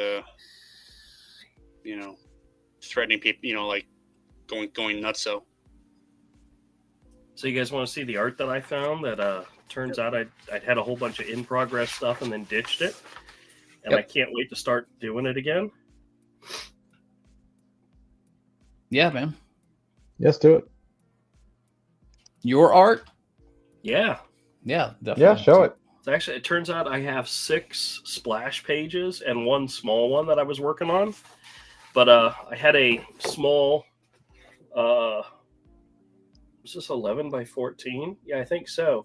Of my character Hawkeye. I laid out the whole damn page, and just had it ready to start inking it and gray tone splash. I even had the border around. You don't draw any detail before you do inks. You just draw the animation shape. Yeah, basically? just get the body there, and then everything else I do in pen. But I had this one. It's just been sitting there. Haven't touched it. I had one that I did an original layout for, and I didn't like it, so I blew it up, and I was going to redo it. It was the Crom one where he's fighting the wolf. Oh, that yeah, was that's cool. inspired by the John Buscema drawing that we saw, the Yeah. drawing. That was ready to go. I just never started it. I had one with a tiger princess that I never found a background that I liked for it. That's kind of cool. That's a cool image. Man. She was supposed to be like licking the blood off her hand. There was supposed to be like a dead something behind her, like a dragon or something. I just never got to finish it. I just thought she looked really hot and sexy. And then this was actually a triple gatefold that just wasn't working for me. So I made it into one image where it was Crom versus a cat mummy with a giant half-dead alligator monster behind Dude, that looks great, man. Yeah, I know. I just never finished it. Well, get off your fucking ass, dude. Yeah, I know. Your art is too good. For Christ's sake. There's two of them here that are old that I'm going to redo because these are from a time when Crom was a jaguar, and he's not a jaguar anymore. He's a tiger. Christ. So I'm going to redraw this one and make Why? it into a tiger because it's not right anymore. It's not. It is not correct. The eyebrow is off center. That's the biggest piece of shit that I've ever seen. This is one where it was him and Princess, where I drew his head wrong. Oh my his head's too high on his neck. Shut the His head's too high. His head is too high. You know what's so funny about this one? It's dated 2019. Yeah, dude, wow. This is a 6-year-old drawing, and I just never finished it. Dude, listen, Drew, I'm going to give you a pep talk / verbal abuse. And then the other one, I had a layout that I did for a pinup with Crom, and I just never finished it. So you motherfucker! If I had one shred of the talent that you had, or the practiced skill and ability, sir, you, Drew, I'm telling you right now, stop fucking making excuses. You get that shit, you make a copy, you start to practice inking it. Those are impeccable, beautiful drawings. They are amazing, man. You are not getting younger, sir. I know. You're retired. You're retired. You go work your shop on the weekend. What the fuck else do you do all day? I had layout pages for a story. I had layout pages for all individual panels for like a 10-page story. I just never finished. It had a super sexy Crom and the sexy half-naked princess in it that I never finished. And then there was a splash page. So does this mean you're actually going to finish some of this crap, or are you just like showing us? Splash page with like a Cthulhu monster in the water below him. Damn. Dude, and I just never... I had all these stuff I just never finished. Are you going to finish it?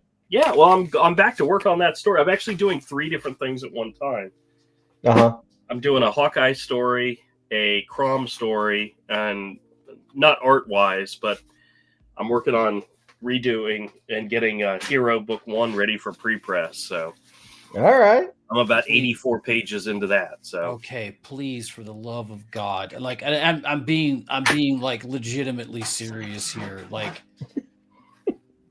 look at his face. I'm fucking like I'm floored, man. I am floored, and I wouldn't, I mean, I know that we've known each other for a couple years now, and you ought to know me by now.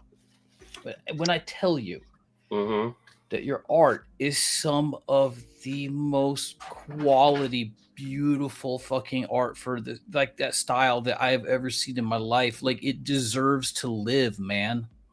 It fucking deserves to live. Well, it's coming back. It's coming back. Please, I'm gonna come there and I'm gonna beat the fuck out of you until you start working on it.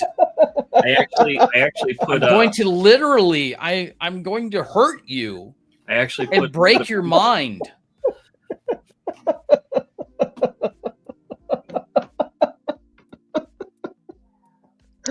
I actually put one of the pages in the window of my store with a sign that says, "Follow me on my." Did you my have to YouTube clean the channel." jizz off of it after for when people walked by and saw its majesty? Did I show you guys? I did not. People coming on his furries.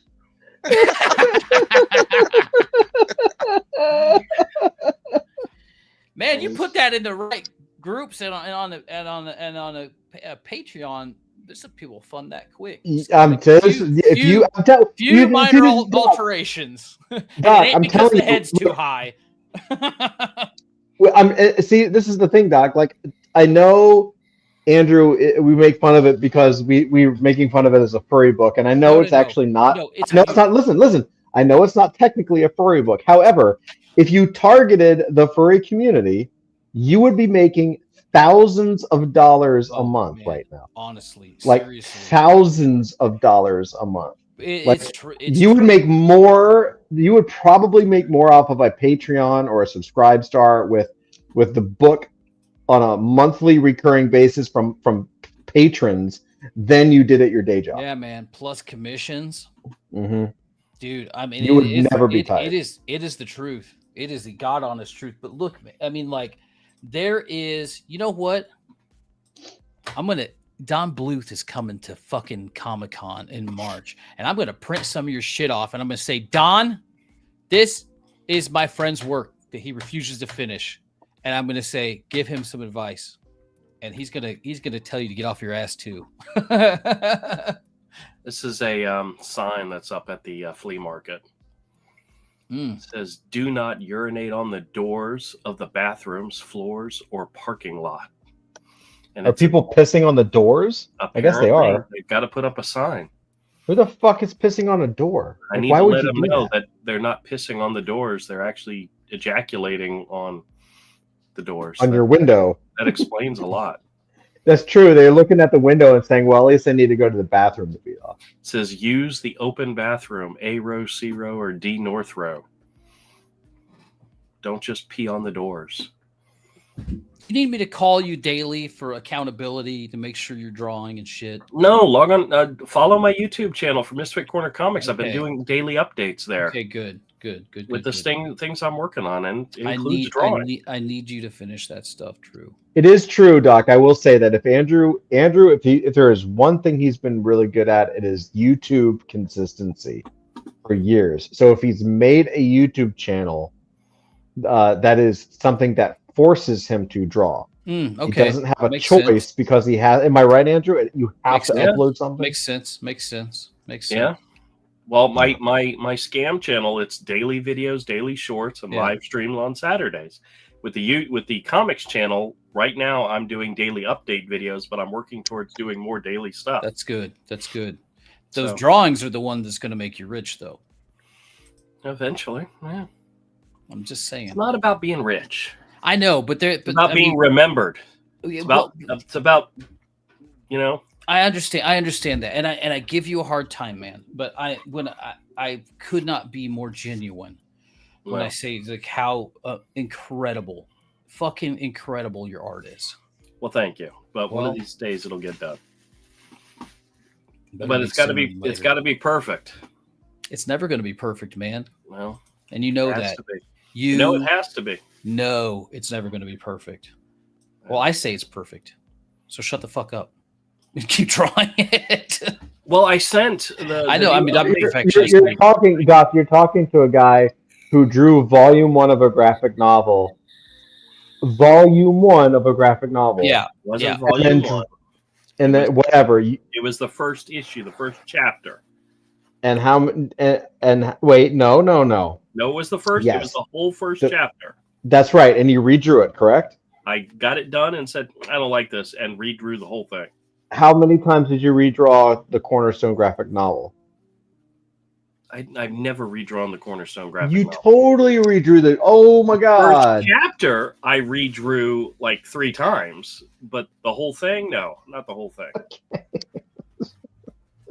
I mean, I'm telling you because I remember I printed, and that shit is bad now, Todd. It's bad now. Yeah, but that's because you're older and you've done 6 graphic novels since then. Of Yeah, course, it's bad. That's I- okay, that would never be republished unless I redid the whole thing. dude. It's awesome. It's awesome. When Well, you I first loved it. I thought it was great. showed me your art, this is a while back, and then I went to the website and I printed off a bunch of pages for my kid to color, and she was like, "Wow, she's making up stories." Like she loved it, man. I'm just telling you, I love it. I think it's beautiful. Yeah, I think every little kid that has seen Hero likes it.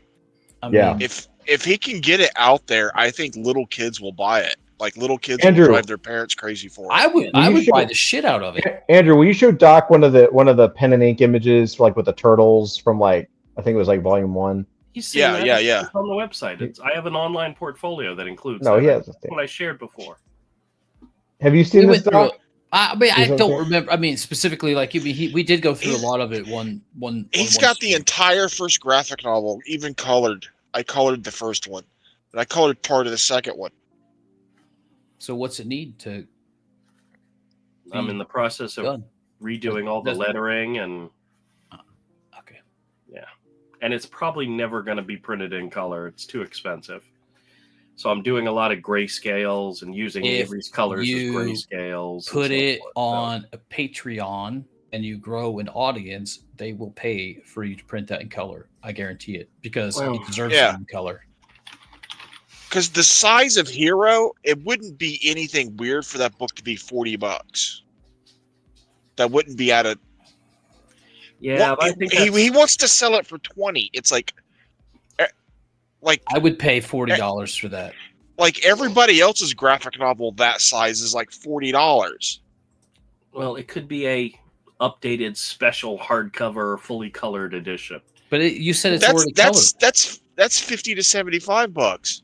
Well, be a limited print run and so forth. But yeah, You are making up too many rules, sir. no, Did- no. Your own. I know. I know. I get it, man. I'm a perfectionist too, but I'm telling you, I want to know the story. I want to read it. I want to experience your world, man. We are getting back to work on it. Thank you. That's all I need to know. No, and every week I'll show you more. Okay, And I'm also please do. working on a adult fantasy project too. Whoop, whoop. Todd has given me. Yo, you want to see Doc? I don't know. Was Doc here yesterday? No, Okay, was so not. so I'm taking I was inspiration from zonked out a. yesterday. I'm taking inspiration from a This looks awesome, Doc. Marvel features cover with Ant-Man, Mhm. and so this is the layout of it. Oh, nice. And I'm actually going to write in the lettering at the bottom, but the Mhm. top I'm going to Mhm. print out and then cut out and make it look like an actual cover pasted up. Nice. But it's got I'm working on the two of his characters, Mhm. Stillwell, whatever his name is. But I'm tweaking it a little bit to do my own like the shape of the head is not Mhm.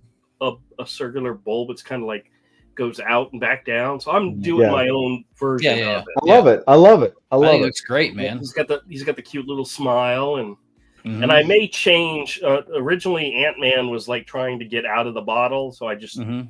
drew it based on that anatomy. I may change her whole entire body. And I mean, do it looks something really different. good, man. Hold it up one more time. Hold it up one more time. Your figure drawing and your proportions are really, really good. Hold on. I'm taking a screenshot. Hold on. Okay, go ahead. There we go. Thank you. But the thing that's going to be funny about it is it's going to have like the Comic Code Authority. I'm Mhm. going to print that out and cut it out and paste it on here. So the actual page itself with all the paste ups is going to be the piece of art. Is it going to be an in-universe version of the Comic Code Authority? No, I'm just using the I'm Marvel. just asking. Like, why not brand it like in-universe almost? Could be cool. Approved by the Adult Comics Code Authority. That might be funny. Oh, by the way, speaking of characters, and I won't say it on cam because I don't know if they're here. Don't forget that one idea that we came up with that one night about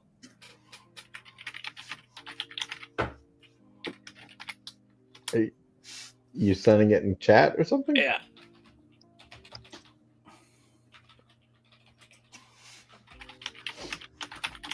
Oh yeah. Totally. Yep. Well, we've talked. I think we've talked about that live a little bit. Yeah. Well, anyway, yeah, don't forget that. I think that'd be really cool. Hey Yeah, we Andrew, gotta- about how many pages is Hero going to be now with that extra thing? Well, the page count I believe was 150 for the main story. Then Uh-huh. there was a bunch of extra stuff. I think the total was like 175. 175. And I'm working on at least another 8-page backup story. Okay, so I don't have the page count right. Okay, but hold on, just let me read this quote to you. Okay. I got off of Print Ninja. Okay. Right. This is color, 180 pages. Right, with 80-pound text gloss paper, gloss cover, perfect bound, 14-count paper, 14-pound paper, cardstock for the cover, perfect bound, 180 pages. 'What size? 8.5 by 11. Okay.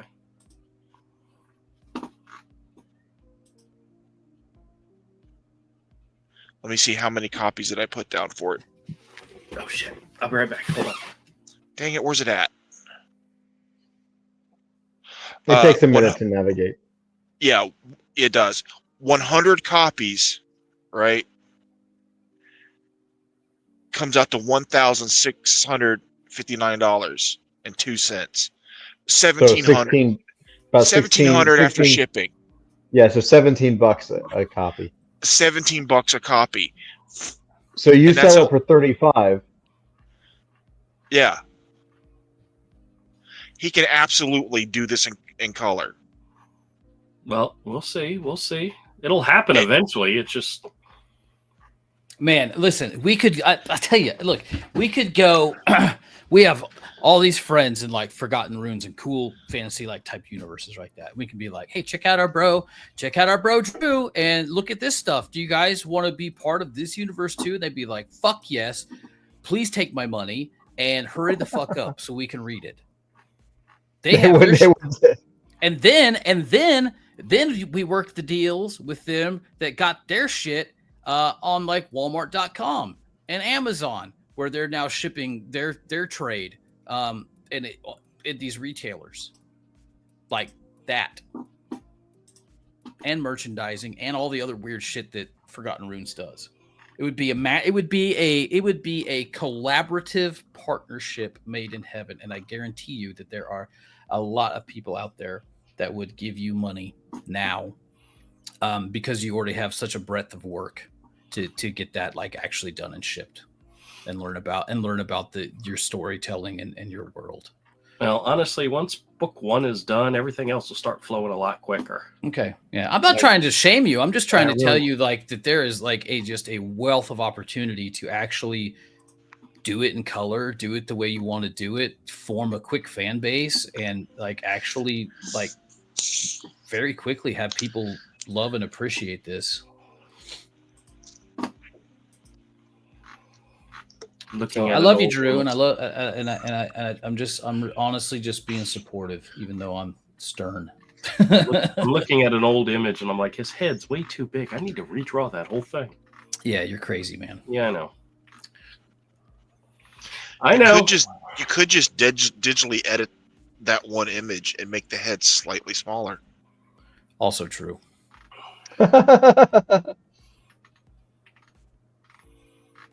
Well, there was one particular scene in book 1 that I wanted to redraw the entire all the characters. And when I got to my pre-press work, got up to those pages, I said, no, I'm not going to do it. So I left them as is. So I did not do the major redoing that I was thinking about wanting to do. But I don't know why misfitcorner.com is not bringing up my website. Oh, did you not pay your bills or something? I pay my bills. Oh shit! Did I pay my bill? Oopsie. Oh, Hold on. Was it? my website is on misfitcornercomicsllc.com, and when I type that in, it brings it up. But when I type in misfitcorner.com, it's like clocking and clocking. I own that URL, and it's supposed to point to Misfit. No, it works. Misfitcorner.com redirects to misfitcornercomicsllc.com. Yes, that's where it should. But I typed in misfitcorner.com, and it's not doing Why it. did you do that? Why not redirect misfitcornercomicsllc.com to misfitcorner.com? Misfitcorner.com is a much better URL. Well, that's what people would type, right? Misfitcorner.com, and it takes them Yes. to misfitcornercomicsllc.com. Okay. It's because I already owned misfitcorner.com when I set up the Squarespace account and I had to do a new URL. So I just did the whole thing. Okay. So either way, either one of those will. And if you do Misfit, hold on a second. Misfit Yeah, I ain't typing no LLC, boy. Corner Scam. That's what I'm saying. Like, who the fuck is going to type in misfitcornercomicsllc.com? Well, Yeah. and I didn't ask you to. I said just type in misfitcorner.com and it redirects you to it. And if you do misfitcornerscams.com, it should take you to my YouTube The page. scam is the LLC. I'll tell you that much right now. Doc. Who the hell do I owe my who owns my, or who's the site that does my frickin' I can't remember now. It's not GoDaddy, it's Wix. no.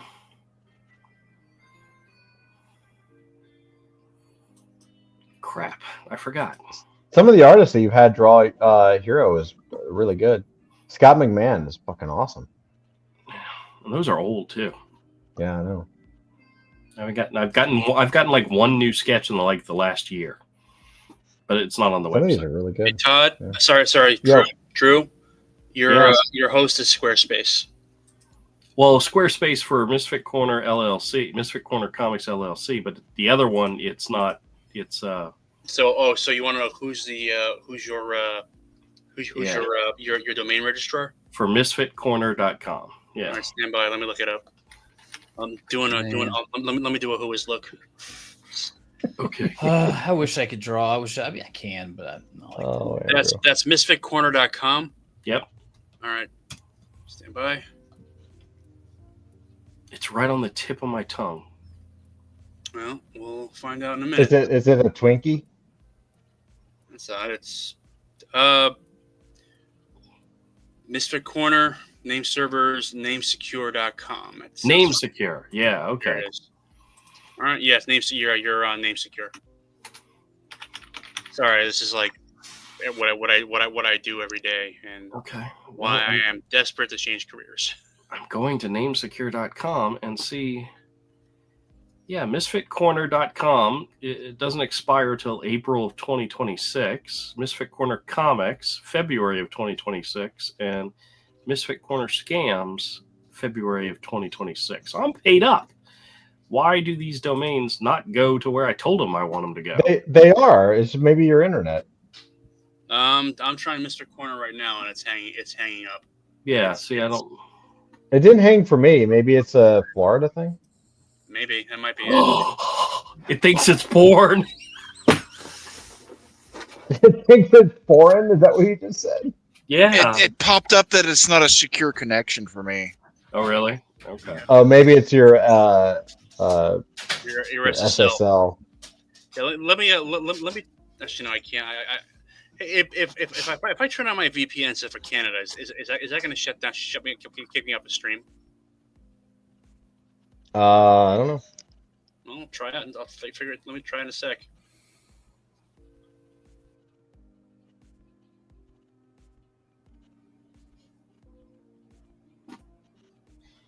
In the great state of Canada.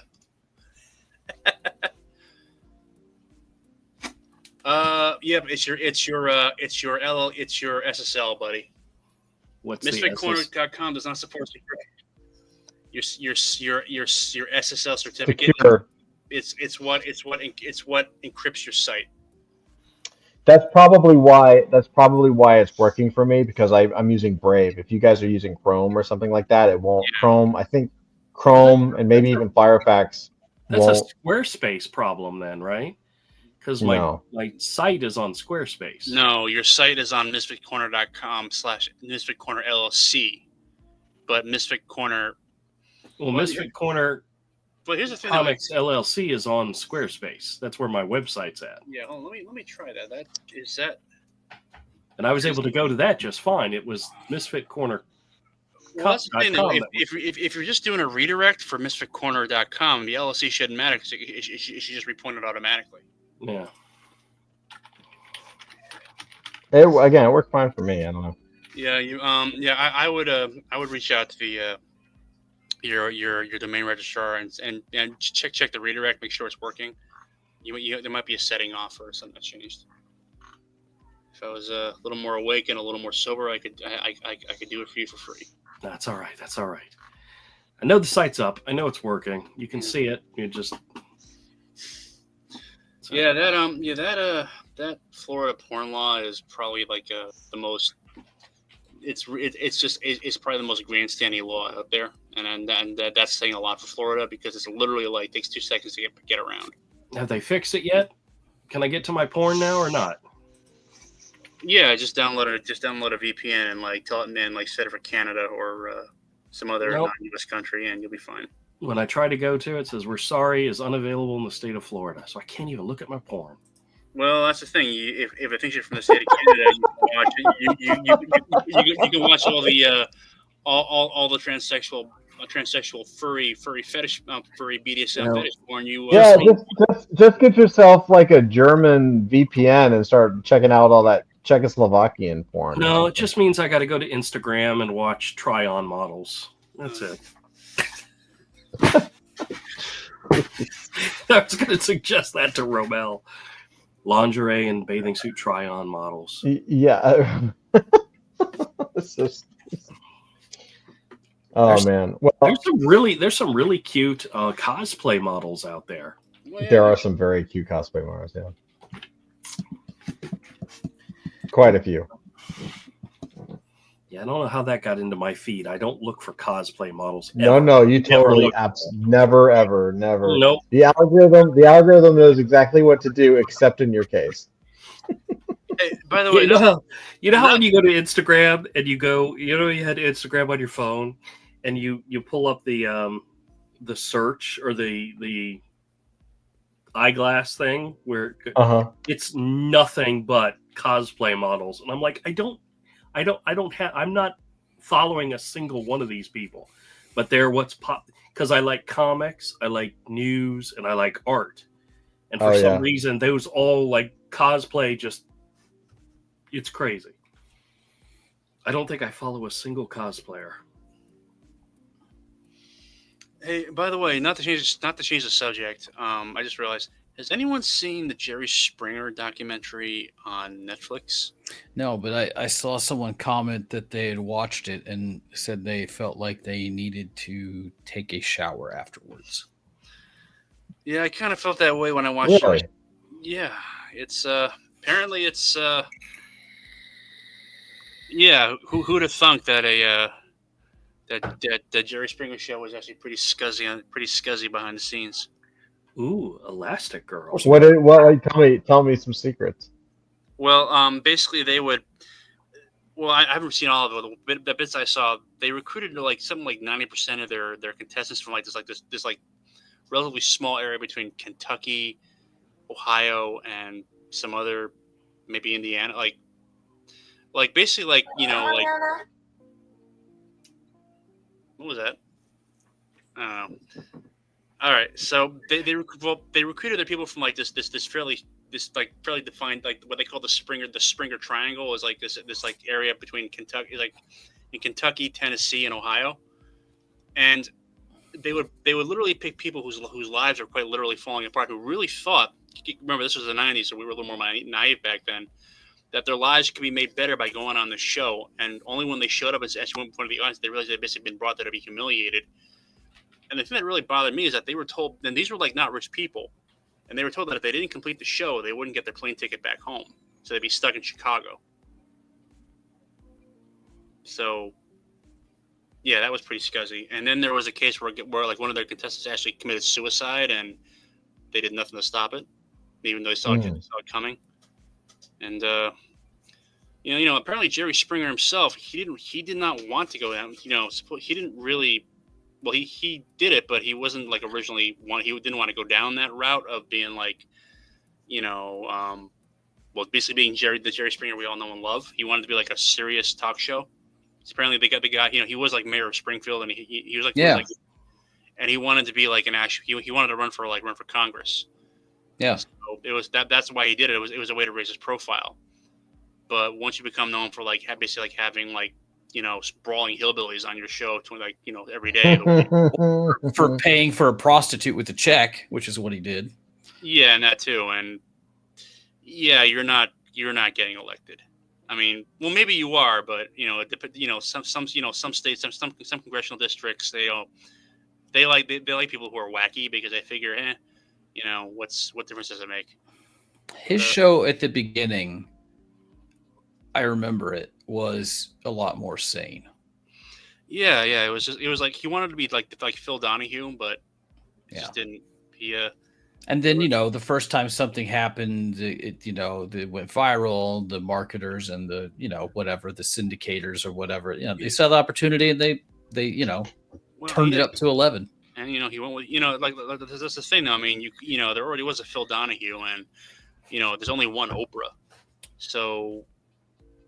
I guess I suppose like having brawling strippers arguing about who the real daddy is probably, I don't know, one way to carve a niche. I mean, it's Montel, like, baby. Yeah, or Howard Stern before he started taking himself seriously. I used to watch a lot of these. I mean, I watched. Like, I don't know if it was just like this period, my listless period in my life, but I watched like Montel and Maury Povich, kind of religiously, actually, like every day. Ricky Lake. No, just Maury. Did you ever watch Jenny Jones? No. Well, I mean, yeah, but I mean, no, not like that. Not like Montel and Maury, baby. Yeah. I didn't. Todd was on Jenny Jones. You were? What? No way. Yes, he was. As what? For what? Tell the story. No, Todd, you don't want to. Okay, I'm okay with it. I don't care. Go for it. You know those things like my daughter's out of control stories, right? Mm-hmm. Well, Todd's mother called in about his sister, and they did a whole fake bit where she went up there and acted the part. And Todd was on the show too. It's when his sister was 14, 16, something like that. Well, no, she was in high school, so yeah, 16, around 15, 16. She acted like, "Oh, I'm a slut and I dress this way," blah blah blah, and it was all bullshit. So Todd, your mom kayfabed Jenny Jones.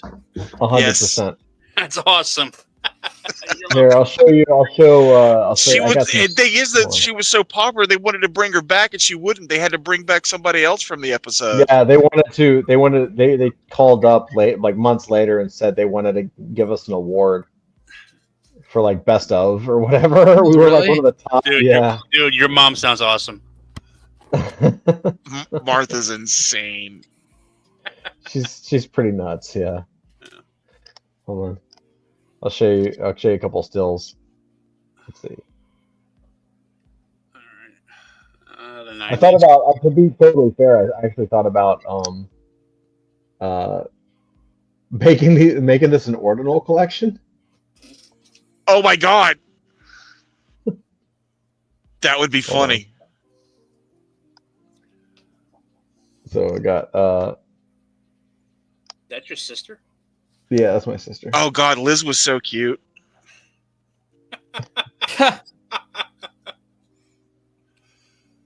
Right. Does anyone else miss the 90s right now? Too soon to bloom. Oh, man. Wow. So let me be clear. Your mom and your sister were just playing along, basically playing it Yeah. up. Yeah, They got a free ticket. Was it to New York or what? Chicago. It's Chicago. Chicago. Why were all these shots based in Chicago? So that obviously that's my mother and I. Wow. You look like that Yeah. guy who's like selling stuff out of the back of a. I know, dude. It was a weird. I never looked like that before or after the show. He looks like every one of those guys. Yeah, like the guy like pulled up in a vacant lot with the open trunk, and as soon as a cop car goes by, he's like, How do you think Todd and I met? I mean, come on. Oh Jesus! I feel weird looking at this because I know it's it's your sister, but she so your mom and her like basically faked out Jenny Jones. Well, the story is that my sister was giving my mother problems or something, like didn't do the dishes or something, didn't do the laundry. I don't know, something totally basic. And my mom worked in the school system and would wake up at like 4 a.m, like super early. And so she would get on and she would just turn the TV on to help wake her up, and like nothing's on except like this shit. So Jenny Jones was on, and you know how they had at the end of the show, you know, they're like, "Is your daughter, you know, snorting coke off the back of a hooker? Like, give us a call," you know. So this one was like, "Is your daughter a slut? Or you know, is your daughter dressed too sexy?" And so my mom called the number and vented about how you know, completely just made it up just to make her feel better because she was still pissed off from the night before. Hung up, laughed it off, and went to work, went to school, and came back, and there was like a message from the producers. Yeah, and Liz did not dress like this back then. And yeah, Liz did not, so the No. thing you know about my sister. So two things: she had no idea about this and was really pissed off. But she was an actor. She was, you know, so she was fine. She has a perfect GPA, like top score SAT, and she is a professor, like a tenured professor at Purdue University Holy cow. in geology and archaeology. So she is like ridiculous. She is not this is an act, right? Mhm, This is mhm. not her. This is cosplay. So, you know, That's Well, funny. man. she handles it very well. Let me just say. yeah. Dudes, I got to go. My wife is messaging me. It's time to All right. Oh yeah, it's way past 10. do the thing. There you go, Todd. I was 17. That's what it is. Liz was 17. I was 21. Okay. Yeah. Dude, you look like one of those guys, like, you know, like driving one of the rented a rented Ferrari. Yeah, I know. I look so cholo. It's ridiculous. Yeah. Yeah. No. You look like a crypto bro before his time. It's for real. I'll take it. Oh, anyway, yeah, I gotta go too, man. It's a long nerd den, but it was a lot of fun. Yeah. All right. Oh yeah. All right. All right, well, guys. All right, I'm guys. gonna go pass out now. So All right. Love you guys. and the scary thing is, I'm not even drunk yet. You know, you're still broadcasting, right? I know. Yeah, I know. I know. Usually But- we say our goodbyes in the green room, but Yeah, but this we never stopped talking. So Besides, I mean, guys, how many viewers do we actually have at this very moment? 0.